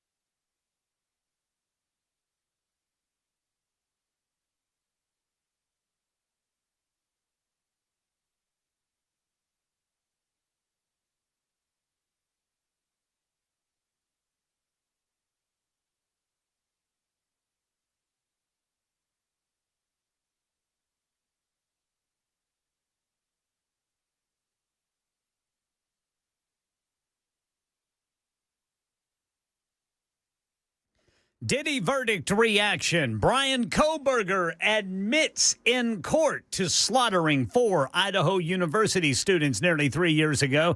Speaker Mike Johnson still trying to get enough votes on the big, beautiful bill. And police in Murfreesboro keep rounding up drive-by shooting suspects. They just arrested a 7th. We'll tell you the technology they're using to do it coming up at 2 on Super Talk 99.7 WTN. White women, Wednesday. Now, check this out. This white woman's not going to lecture us on how horrible we are, but is going to tell all of us about pronouns because we all need a refresher. Hi there. I'm Cody, pronouns em, ers, or zem, zers, or really any neo-pronouns that aren't ze, her, hers. Totally. So my first foray into TikTok. Let's do it. I come from the world of Instagram, No where way. I had decided at one point that I was going to micro-vlog my gender transition, which might be the most pretentious thing I have ever said or tried to do. You think? My God. So I want to go over your pronouns again. So let's do this again. I come from the world of Instagram. So Zizor? Isn't that something for your, like, gout or something? Is that? I'm Cody, pronouns em, ers, or zem, zers, or wait, hold on. I'm Cody, pronouns em, ers, or zem, zers, or really any neo-pronouns that aren't ze, her, hers. Totally, whatever that is. Let's check out the neo-pronouns of baloney. So a neo-pronoun, for those of you not keeping score, and I'm keeping it with you, don't worry about it. I may know it soon, but just a little bit before you, because she has a lot of pronouns that I've never, zizors. Neo-pronouns are non-traditional pronouns used by individuals who want to stand out because they're ridiculous. No, wait, I made that up. So to express their gender identity outside of the binary pronouns he, him, she, her, or the singular they. I love this. Or the singular they, them. They're messing with the language, kids. So z, zem, zer. Z, her, hers. M, air. That's what these are.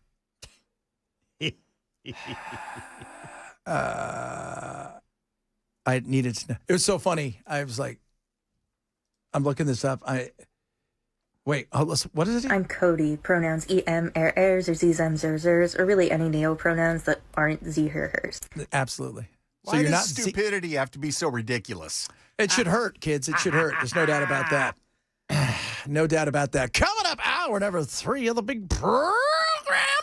It is Chad Benson, Super Talk 99.7.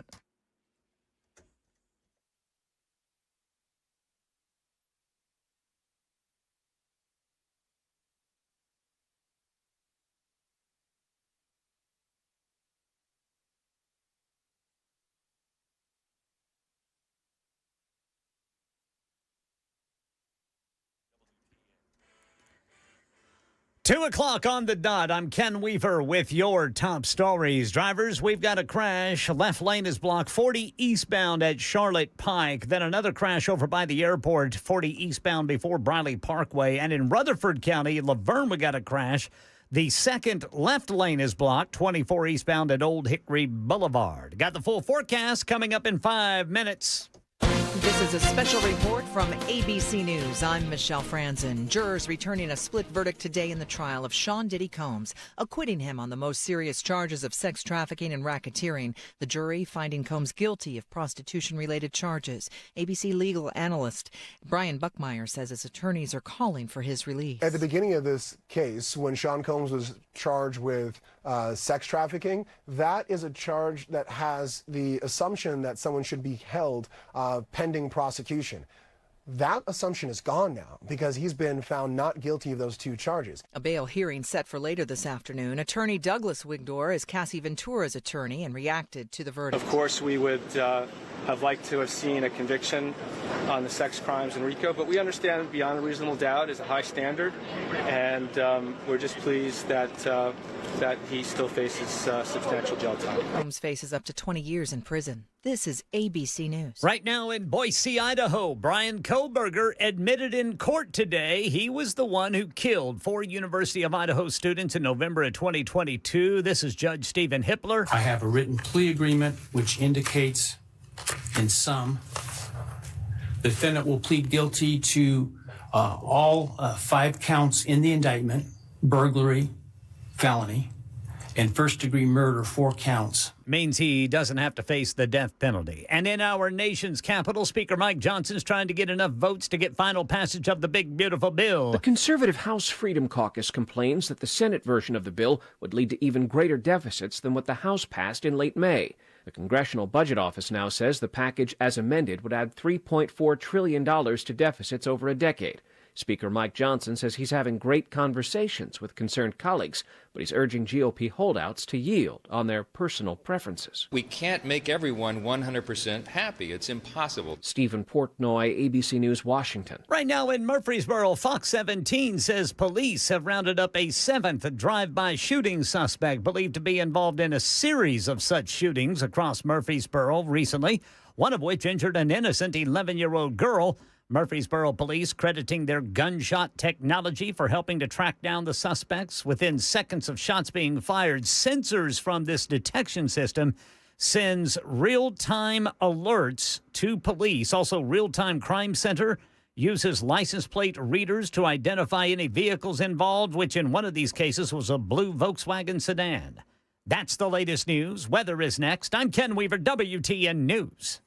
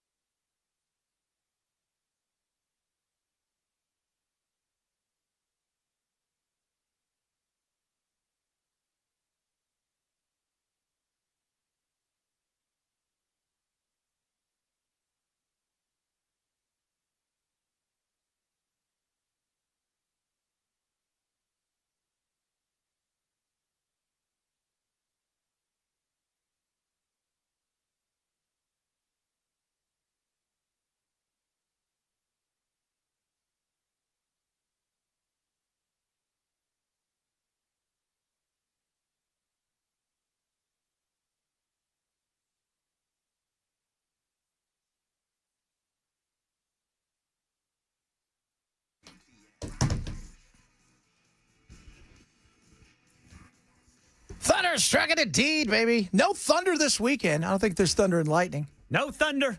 No lightning. It's going to be beautiful, I heard. Not unless a turtle bites you. No. Which, if a snapping turtle bites you, they don't release you until it thunders. That's right. And we all know that you like to kill turtles. Yeah, if they mess with my fish. That's what that day we were talking about you fishing is like, Anna, go and shoot turtles. And everybody just kept texting in and goes, I think Ken just likes shooting turtles. No, man, I love turtles. I do. I love little turtles. That's exactly what a turtle killer would say. But I don't like them messing with my fish. Ken might be a serial killer in the making. That's it. We're going to start hearing stories. There are turtles, dead turtles washing up everywhere, shackled together with bullet holes in them. By the way, did you boys see that? Okay, so this little girl that went overboard in the Disney Dream. Yeah. Apparently, authorities are saying, no, the father did not put her on the railing. Really? Yeah, apparently they're saying that, well, okay. Here's the official statement from the Broward County Sheriff's Office.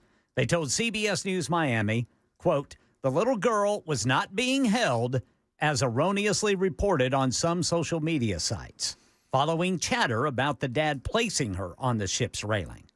While there doesn't appear to be anything suspicious, detectives are investigating the circumstances that led up to the child falling overboard.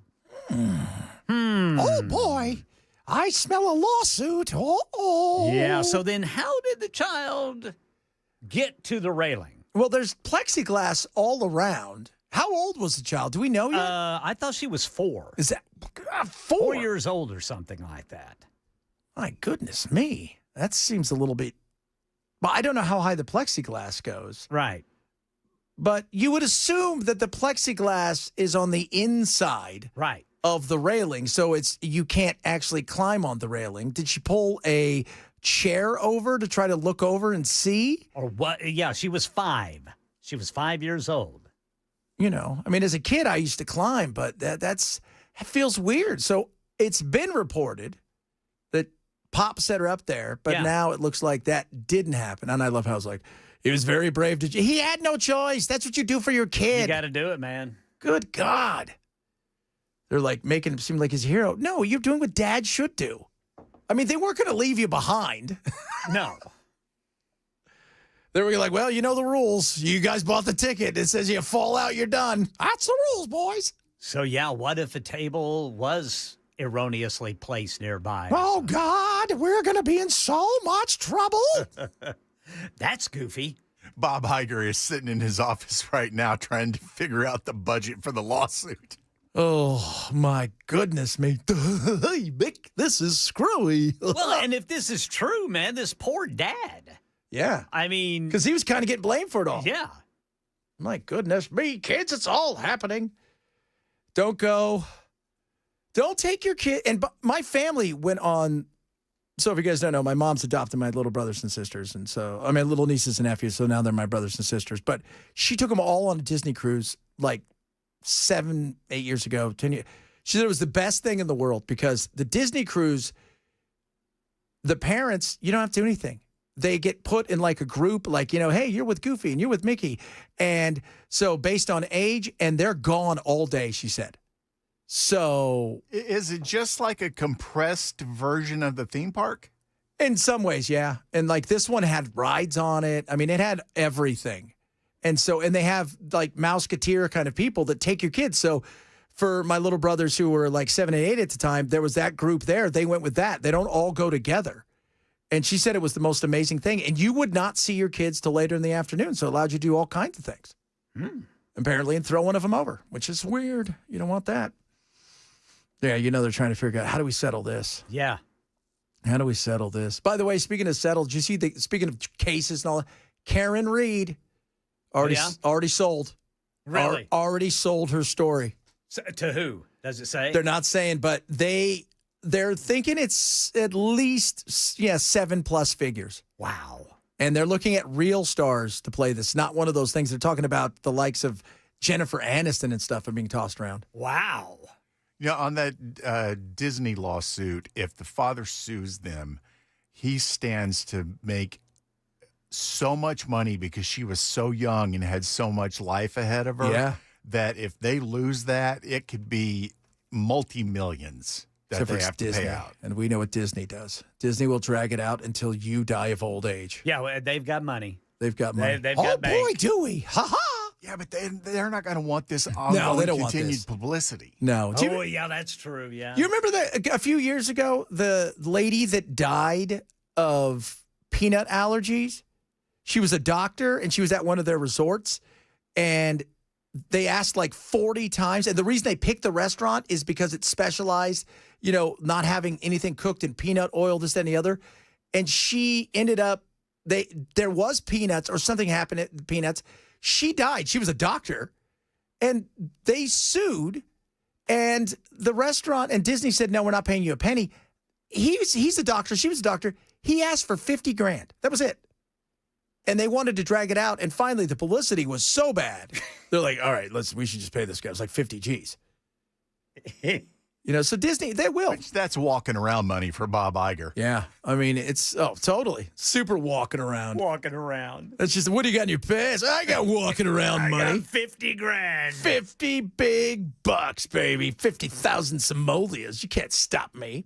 So it says Karen Reed's story was sold to LBI Productions. What's an LBI production? I am looking that up. That could be an interesting thing. LBI Productions. It's an event production company. Really? Have they made anything real? I'm looking into that. I mean, they've got to have made. They're not an LBI. LBI. I've never heard of them. The collections. They've got collections. Well, this can't be them. This is like a resort. Yes. Okay. I have no idea what they're. Is it? Oh, wait, might be LBI Entertainment. Oh, okay. Which is different because if you go to LBI Productions, all you pull up is like hammocks and stuff. Yeah, we've decided we're totally getting into the entertainment business, and we're going to do hammocks and movies. So I'm not quite sure what they've made, but they are. Yeah, I'm looking through this. I'm not seeing anything that they've made. No, let's see. Oh, okay, here we go. We Bought a Zoo, The Dirt,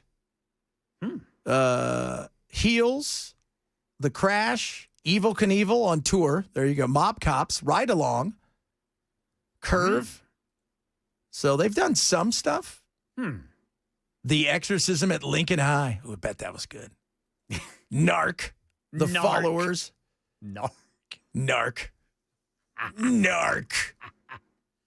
So there you go. We Bought a Zoo was pretty big. That had, was it Matt Damon? I think that was Matt Damon. And The Dirt, that's the one about Motley Crue. Yeah. And The Crash, I thought that was pretty, I thought that had some people in it. So there's some real stuff in there. They probably paid, I'd say $1 million or $2 million bucks. It's interesting because it's split between her and her lawyer. So I wonder if part of the deal for him taking the case is I'll take a nominal fee up front, but when we sell the story, we split it. So, because that's not that'd be a smart thing to do. That'd be a smart thing to do. That'd be real smart. That'd be super smart. I'd do that. On Monday, I've mapped it out. I've already started writing it, and we're gonna give it the treatment. We're gonna do our Hallmark holiday movie starring Nicolas Cage. So be prepared, people. Fucking Cage. Yeah, it says if you sign for Disney Plus, your terms agreements, that was the thing. That's what they got them on. That couple that they said you can't sue us because they had Disney Plus. And when you sign, so for the TV thing, when you sign that, it exempts them across everything they have. Interesting. And then they said this is probably not going to work. And a lot of lawyers said that would fail horribly in court if you guys tried it. But you know what? Hey, it's worth the college effort, right? So that's in the part where you just scroll through and you just accept the terms of the subscription. Yeah. Otherwise, you don't get to watch their anything. license agreement. Otherwise, you can't watch a damn thing. We want that for sure. I'll tell you that. This weekend is 4th of July. I'm pretty excited. Are you guys going anywhere? Are you going to watch anything get blowed up? Nah. Well, in my neighborhood, I will. I was planning to hang out at your place all weekend. I don't care. I don't think we're going to blow anything up. We're trying to figure it out. I don't think we're going to blow anything up. I mean, I know you're not supposed to, but, what about the little... Can we do those? That's what I kept telling my wife. I'm like, the kids are fine with those. I mean, we don't have to have rocket ships. Oh, those little chasers. Yeah, the little things are little, the flowers. Yeah, like that's, I mean. What about the little snakes? Oh, got to have the snakes. Do you remember South Park? No, I don't. When the snake, they did a snake. It was the only thing they were allowed to have, and then it got out of control and was taking over the world. And the only way to stop it was Robert Smith of The Cure. Such a great thing. Man, those dudes. They are upset because, today everybody was talking about, I heard Brian say Trump's winning again with the whole settlement from Paramount. The reason they're settling is because they have to get everything off their books. They're trying to sell the company. And there can't be litigation. And as this merger's happened in some of the areas, South Park guys say the Paramount Skydance merger is ruined their show. They won't let it. They're ruining all the stuff. They have all these years left, and they're like, it's taking weeks to get anything done. They won't allow us to kind of do the things that made us who we are. So they can't be politically incorrect. Well, I think I'm not sure. That's a very interesting. I don't know. I mean, if you're buying them, I'm buying you for a reason. Right. Because you are who you are. I'm not buying you because I want to change you. I want to change. Right. I think I'd want to keep that going. Yeah. Can you do more? Like, go ahead. I don't care what you guys do. I mean, I have no problem with it. Just that's what makes you push the envelope. That's what makes you guys you. And that's what we love about them. Drugs are bad. Okay. So somebody said that's not the only reason they're settling. That's a huge reason. Trust me. They have to get these things off their books because Redstone and them are desperate for money. And it's just you got to get this stuff off the books. And companies, this is a great time. If you know your company's going to merge with somebody, kids, that's the time to go and do something because they can't have litigation. It holds up the mergers or the sales. That's what happened with, remember, what was that movie with, not The Postman, was it Waterworld? That was the big, giant movie with Costner? Kevin Costner, yeah. My buddy worked on that. He told me, he goes, everybody thinks the movie was over budget and blown up. It wasn't the way that you think. Sony and them are going through this big battle, and they told Costner, do whatever you want. Spend as much as you want. If something sinks, don't bring it up. Let it sit there. Build a new one. First class flights for the extras. Everybody stays in $20,000 a week suites. All of that stuff because they're going to have to eat it. That was part of the deal is they're going to eat all of the rest of the movie cost out there. And because it had been so contentious, they just told them, do whatever you want and run it over budget. Make them eat it. We'll bite into them. Smart. Interesting. Interesting indeed. That's cutthroat. That's what we are. Totally. Coming up. White Girl Wednesday, as you guys know. We got a little white girl action happening here. We got some other stuff, too. We haven't even talked about the Diddy stuff for real. We haven't even talked about the Koberger stuff. We'll touch on that as well. We still have a chock-a-block full of show left. It is the Chad Benson Show, Super Talk 99.7.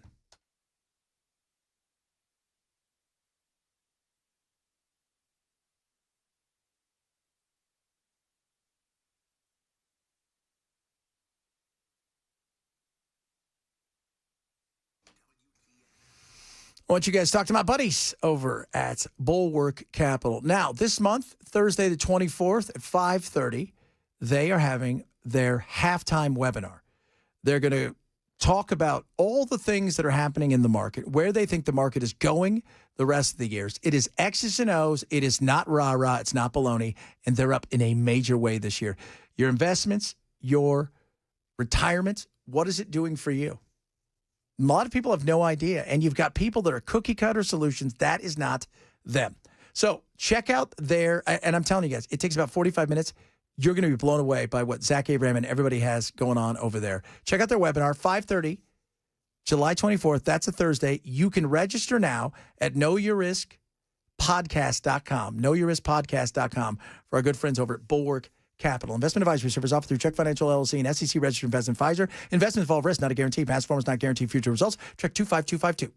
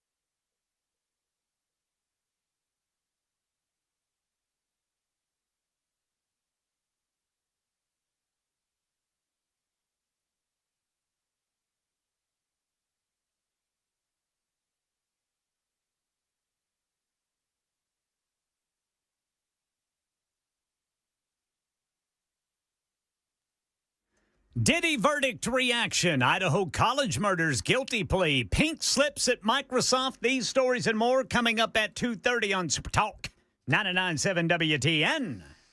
So this one's a very, very special White Woman Wednesday. I can't wait. This one here is about the 4th of July. I want to remind everybody that July 4th fucking canceled. It's canceled. It means nothing. It's trash. It's garbage. It's something we vomited up, apparently. The 4th of July, if I hear a single firework, if I see a fucking barbecue out there, So, and the energy it must take to be that miserable. Yeah, when you look at the video, my God, is she miserable. She looked like she woke up and somebody had stapled her puppy to the floor. She was ruined.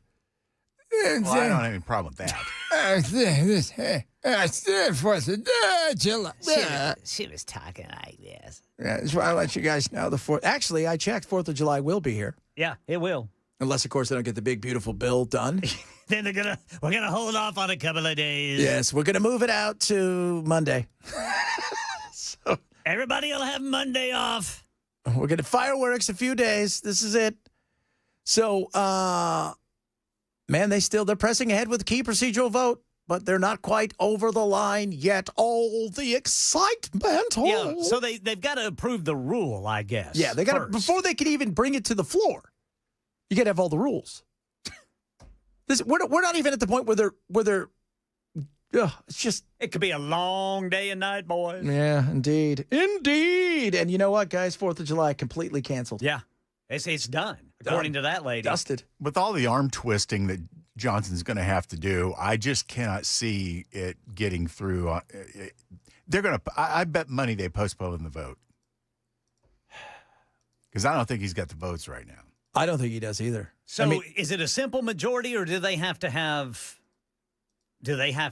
like 60% or something? No, it's simple. So once they get through here and they can take it to the floor, but you got to have the rules, and they have to be, remember, you're passing a bill. So they changed the bill in the Senate. So now you have to have, this is where they talk about the reconciliation, everything. You've got to have people who are going to come together from the Senate and the House to say, we'll keep this, we'll get rid of this. So it matches up. It's got to be perfectly matched up, that everybody's fine across the board. And then it's, all you need is a simple majority. But you've got to get there first. And everybody's got to agree on, okay, do I want this? Do I want that? And of course, the Democrats they're playing it for all it's worth, which I would do too. Well, it's politics. It's politics. And it's what the Constitution allows. That's right. Silliness. We didn't know you guys were going to be silly, or we wouldn't have given you this kind of power. Well, and I mean, earlier today, Brian was running the audio. The Democrats, they want that amendment that Medicaid and SNAP benefits are not going to be touched. That's all to run up to 2026. Oh, well, smart. Yeah. Smart. By the way, this was them earlier. This is spectacular. Out there, out in front of Congress, all in a group. The vice president said these cuts are immaterial. Mitch McConnell says people will get over it. Joni Ernst reminded us we're all going to die anyway. So at a time when most households are struggling to afford the basics, Republicans have a clear message for American families. What's that? You don't matter. Oh. The people that power America, our nurses, our first responders, our small business owners, our veterans. Yeah. Under this bill, the Republican Party views you as expendable. I might ask that you leave my name out of your mouth. I don't know who you think you are, but I'm the wizard. Oh, well, under this bill, I'll take a shot of Kentucky bourbon and slap you silly. He cannot be gone soon enough. Yeah, speaking of turtles, my goodness me. He is, That's Mitch McConnell. That's Mitch McConnell, everybody. How you guys doing? Oh, Chad, why are you making fun of me? And then he just stares off into space. For about 5 minutes without moving. Everybody's all, Mitch? Mitch? Oh, he died again. Oh, nope, he's alive. So go retire, Mitch. Enjoy the rest of your life, man. Yeah, I don't get it. or don't go enjoy the rest of your life and just retire. I don't care. Either or. Just go away. It's too late. It's time to go. Dude, shouldn't you be at home? Did you have grandkids and great-great-grandkids and great-great-great-great-grandkids? I was very active. They've been around, but it's been this way. Remember who was it? Was it Bird? Bob Barrack. Remember that? Yeah. With the whole Michael Vick. Bob Barrack. He was like 412 years old. I like how the crowd of Democrats behind that later went, She's right. She's right indeed. We'll talk a little bit more about the big, beautiful bill coming up. Top of that, we got some Diddy stuff. Diddy or didn't he? Kinda. He did. But it really wasn't as bad as it could have been. Talk about that and a bunch of other stuff as we wrap up the show here. We're getting close, kids. Our mini vacation starts tomorrow. Yes, baby. It is Chad Benson Show, Super Talk 99.7.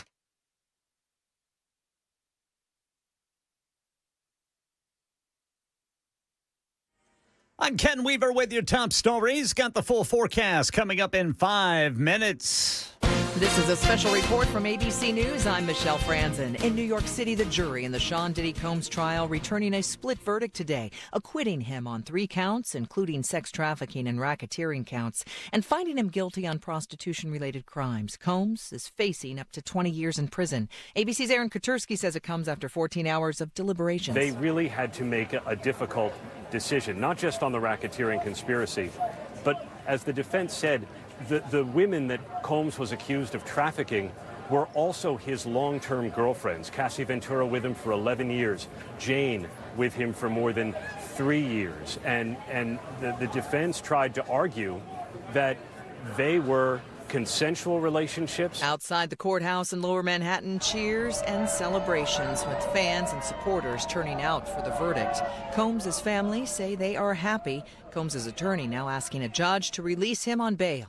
This is ABC News. In Boise, Idaho, Brian Kohberger admitted in court he was the one who killed 4 University of Idaho students in November of 22. In court, Judge Stephen Hippler read the plea agreement, asked Kohberger a series of questions before a plea was formally entered. Here's Alex Stone. Quite a moment to hear Brian Kohberger admit to these crimes. He has fought this now for nearly 3 years, admitting to the crime, sitting stoic, barely blinking at all, staring at prosecutors, and then admitting that, yes, he did murder the 4 University of Idaho students. Kohberger agreed to a plea deal of guilty, which meant he would not get the death penalty. Microsoft firing thousands of workers. Its second mass layoff in months. Layoff notices going out first thing Wednesday morning. Microsoft not saying how many people are losing their jobs, but admitting it makes up about 4% of its workforce. The cuts will affect several teams around the world, including those in sales and employees in the Xbox video game division.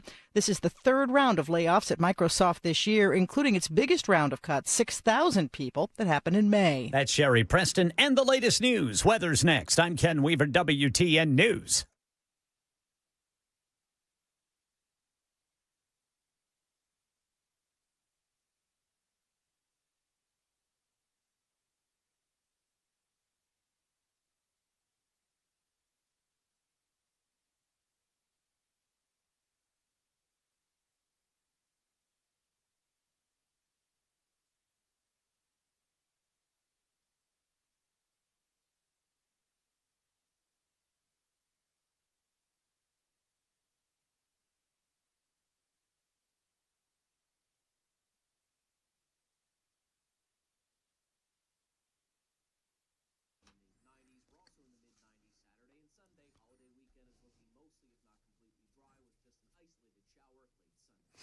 Busy bee. You know what? It's that time of the year, vacation time. You don't want water damage to ruin your peace of mind, right? Because that would suck. Trust me, we're going through it right now. Protect your own with Busy Bee's smart Wi-Fi water shutoff valve install by the experts, and they are at Busy Bee. Just $1,249, just July only. It's not all. You're going to upgrade your comfort with a new HVAC system, which is awesome. Free air duct fogging and UV light home treatment as well. Need cleaner air? Of course you do. Then you can buy the middle tier package of the air duct cleaning, and they're going to upgrade you to the deluxe tier for free. Plumbing problems, there's only one, right? HVAC or plumbing, either or, you win with Busy Bee. Get $1,000 off whole home water and drain line replacements, $500 off Halo 5 whole home filtration system. And if you need a repair, they're going to waive the dispatch fee when you book a service with them. You can also join the Bee High Club right now. Get a free membership, right, that you can hand out to your neighbor or somebody like that right now. That's awesome. Community matters. Financing is available. They've also got 0% for 18 months on approved credit. So what are you waiting for? Now is the time to call Busy Bee. Whether you're worried about maybe some issues with the plumbing or the HVAC, call 775-7833 today. 775-7833 or visit them online at busybeehvac.com.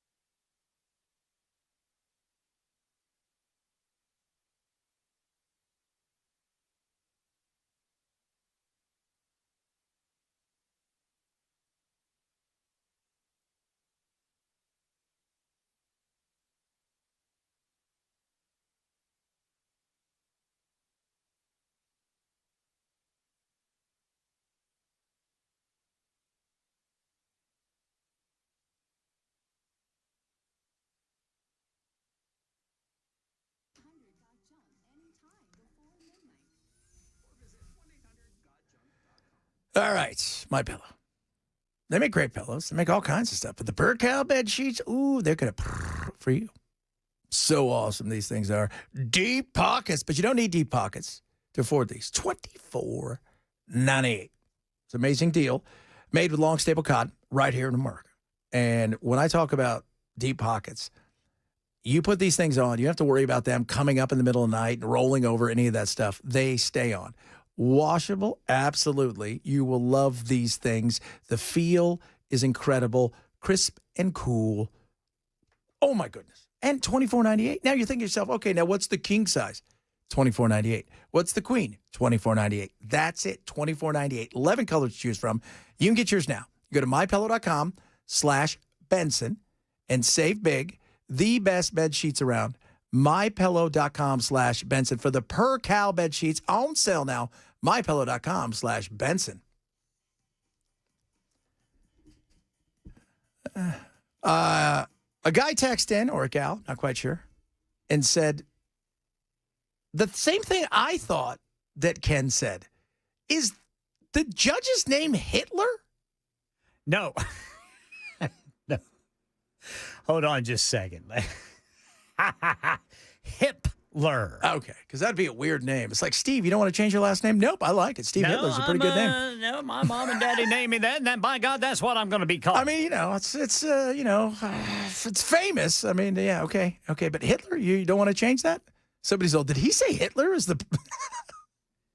He is not. Hitler. Double P's. Hippler. So got some of the courtroom drama from the Kohberger thing. Man, what a scumbag. I'm telling you, dude. Just the worst human being. No remorse whatsoever. No, he showed zero remorse. I mean, He's like a reptile. I mean, there's just nothing. No, it's scary. Like, that's what you think. Maybe he is autistic. That he doesn't It could be. He's looking at you, and it just goes right through him. On November 13th, 2022, in Latah County, state of Idaho. That's Hitler. That's not. That's the judge. That's Judge Hitler. Not Hitler. Kill and murder Madison Mogan, a human being. Yes. And did you do that willfully, unlawfully, deliberately, and with premeditation and malice of forethought? Yes. Did you, on or about that same date in Moscow, Idaho, kill and murder Kaylee Gonzalez, a human being? Yes. And did you do that willfully, unlawfully, deliberately, and with premeditation and malice of forethought? Yes. Just like you said, matter of fact.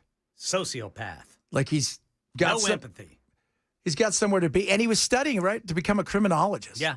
It's almost like he wanted to see if he could put the theory of all the criminology to the test. Yeah. If he could get away with it. If he could get away with it. And the answer to that is no, you cannot. And that is good. You will spend the rest of your life in jail. Apparently the families are, I think now they're happy it's over, but I don't think they're not going to get not only not the pound of flesh, although you could go to the jail every week and you could put some money on some people's books. You may not be able to get to them. Just saying. I'm just saying. All I know is Daquan over there or freaking Steve, the Nazi guy from White Power. He's got $7,000 and get all the ramen noodles he wants. That's not very nice, Chad. You wouldn't think that? That was your little baby girl dying in the most horrific way? The stuff that is of nightmares. Every man, every woman. There's a reason they call it Mama Bear. They're all thinking that. Absolutely. On the other side of things, earlier today, the Diddy. He has been found guilty on count 3, transportation for the purposes of prostitution. He has also been found guilty on count 5, transportation for the purposes of prostitution. These charges carry a maximum penalty of up to 10 years in prison, so we do have a split verdict. Yeah, he won't be seeing 10 years in prison. He may not be in prison tonight. So they're going to have a hearing, I believe it starts in an hour or so, to decide if they're going to allow him out on bail. And from what I've been reading is the racketeering and the trafficking were the reason that they denied his bail. Now that those are gone, there really isn't any reason to keep him in bail. So I'm assuming that he is going to be out in a little while. I don't like. What do the white lawyer chicks say? Yeah, I wonder what they're going to say. Because that's the thing they've been doing for the last several hours. Is they've been trying to craft something. Well, and they're in a perfect line. Yes, of course. I mean, they're meeting and they're all in a perfect line. And people are like, what are you guys talking about? Listen to this MSNBC right after the verdict today. Also, there are some racial dynamics here, Anna, that were at play, and I think both the gender and the racial dynamics are worth talking about. Earlier this spring, I went to cover an unrelated event down near the federal courthouses, and I was there on May 1st when I saw all 6 of the prosecutors on this team walk from their office, which is now at the Court of International Trade, to the courtroom itself. And they filed in a single file line, and they are all white women to a person, 6 of them, and they almost look like lawyer Barbies proceeding as they were walking to the court. It's not lost on me that, particularly given who the defendant was, and in a jury that not only was mixed by gender, but had, from my count, at least 7 people of color on it, that dynamic may not have gone over particularly well with them. No. Well, No, first of not all, at the all. single file. You can't do that. Yeah, single file white women are dangerous. I've known that for a very long time. I try to stay away from them. When I see them coming, I cross the street. Yeah, it's not lost on me when I see them. You know what she's saying, ladies? The thing we've been saying here on the Chad Benson Show. Back to the kitchen. That's Belle saying. That's what Bill's been saying. That's all the time. Hey, look, you've never heard me say women should only be in the kitchen. There's a laundry room too. That's right. I'm sorry. This woman is telling women the reason that you didn't get the verdict you want is because you're white women. Yeah. And you might be pretty, too. Yeah. And the reason you didn't get the verdict is because you're crappy at your job. And you went and you tried a case that in reality you probably overreached for. The SDNY has phenomenal prosecutors, has a phenomenal office, and their record speaks for itself. But I think in this case, they overestimated the strength of their case, and this is what happens when a jury speaks. And the jury spoke, and they said, these white women, that's how they, do you have anything to say, Foreman? Yes. When these 6 white women, all in single file, walked in the room, we knew immediately racism. Yeah. Sexism. Lots of isms going on. Oh, a whole bunch. Bunch. So will he or won't he be out? I'm thinking he's going to get out tonight. How long's he's been in for 2 years? No, he's only been in since September. Oh, I thought he's been in longer. No, the investigation's been going on for 2 years. Oh, okay. I got you. So, so he'll be out, I think, tonight because the 2 charges or 3 charges that they denied bail on realistically, those are gone now. So he found not guilty. Yes, Bill. I'm just curious obviously these are long terms if he were to get the max. Yeah. So with him being as rich as he is, what do you think they would put the bail at? They may just release him on his own recognizance. I don't know. Because remember what he offered everything. He offered wasn't it like a $25 million cash bail? Yeah, where he was going to wear an ankle monitor and stay in one room of his mansion or something. So, but they said no, and now though, you're not asking for $25 million. You'd probably say $10,000. You may say we're going to release you on your own recognizance, and and take away your passport or whatever your private jets. But if your concern is him. If the money is supposed to prevent him from running, $10,000 is walking around money to him. Well, and I mean, honestly, after all of this, is he really going to run? No, because they're not going to come at. They don't look like they got anything else that they're going to come after him. He is, in fact, everybody's like he could appeal. Everybody I've seen, all the experts, there's no reason for him to appeal. Right. There's none. No reason for him to appeal. He may not even see after today another day in jail. Man, I'm convinced he's going to get time served and probation. That's possible. It is time served probation. He may get time served and 6 months under house arrest, and that's it. You know what else I would make him do? 6 months at a halfway house. Because that's just that would be real punishment. House. Yeah, at a halfway house. Because he'd probably rather be in jail. I see him in the basement with Paulie making spaghetti sauce. You guys got to leave here at 8 in the morning. You can't come back to 5. Go out and look for a job. Right? They're all standing out smoking cigarettes. Yeah, that's there's no reason to hold him now. So, and we've talked about this. Morals aren't laws in this situation. And a lot of people, well, he's this or he's that. We're not talking about the morals here. We're talking about the laws. And the laws say he didn't do the other things that he was accused of.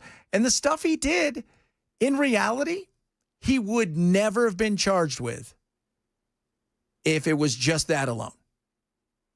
He would never have been charged with. And the racketeering thing was so flimsy. I kept asking, too, conspiracy. Who's he conspiring with? There was nobody else there. Just trying to figure it out. Today was One Hit Wonder Wednesday. Oh, yeah, we had some good ones. We did. We had some good ones, but the One Hit Wonder Wednesday brought us the summer anthem from a band that had their singular hit in the year of the Lord 1970. Number 1 in 26 countries, 30 million albums sold. And oh, yeah, kids, it is summertime. In the summertime, when the weather is high, you can stretch right up and touch the sky. When the weather's fine, you got women on your mind. Mungo Jerry. Have a drink, have a drive, go out and see. No drums. They had a jug, stand-up bass, a guitar that they had turned into some sort of skidlet guitar. I don't know, it was some weird thing that he had done to it. They wore And the video, too, was hilarious. The guy has like a vest, and that's it. And it's mesh, and his sideburns are huge. And that's the way he still looks to this day. Is he gray? No, he looks the Really? exact same. Probably dyeing his hair. So, you know what? I looked at him, I'm like, I don't know if he is. I think it's just it. His hair's so dark. But massive song back in the day. And our one-hit wonders, we do it every Wednesday. And you chose, what was your choice? Oh, you chose the Starland vocal band? Yes. So, and then Ken came with Wild Cherry. Wild Cherry. Play that funky music, white boy. That was a phenomenal disco hit. Yeah. But, like, when you think about it, like, I don't even know. What are with the people, the Starland? I wonder what they do now. Are they still alive? What do you, like, are you even touring? I wonder, yeah. I love that song. Yeah, but, like, that's kind of funny. Like, because I know that the Wild Cherry has gone on and done stuff. And it took them years to, I guess, embrace the fact that that was their hit. Because they probably thought they were artists. All I want is one hit. Just a one-hit wonder. That's all we need, kids. That's all we need.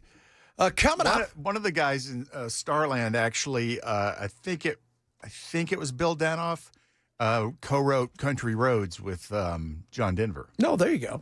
Yeah. This guy here, the Dorset, who is the head of, Mungo Jerry, he actually wrote another hit that went to #1 in Britain and several other places, but he never had a hit like this again. Not Mungo Jerry. Not Mungo. Mungo got nothing. Yeah. Mungo had that one hit, though. That's all you need, that one hit. You ride that thing everywhere you possibly can. You ride it all. Or Wild Cherry, I tell you what, tonight, playing at a fair somewhere near you. Yes, sir. They're going to rock it out. They'll play a couple of their horrible songs that never made it anywhere. Yeah. And then they'll go straight into play that funky music 8 times. Play that funky music, white boy. Chris is in straight ahead. We'll wrap it up. Chad Benson Show, Super Talk 99.7.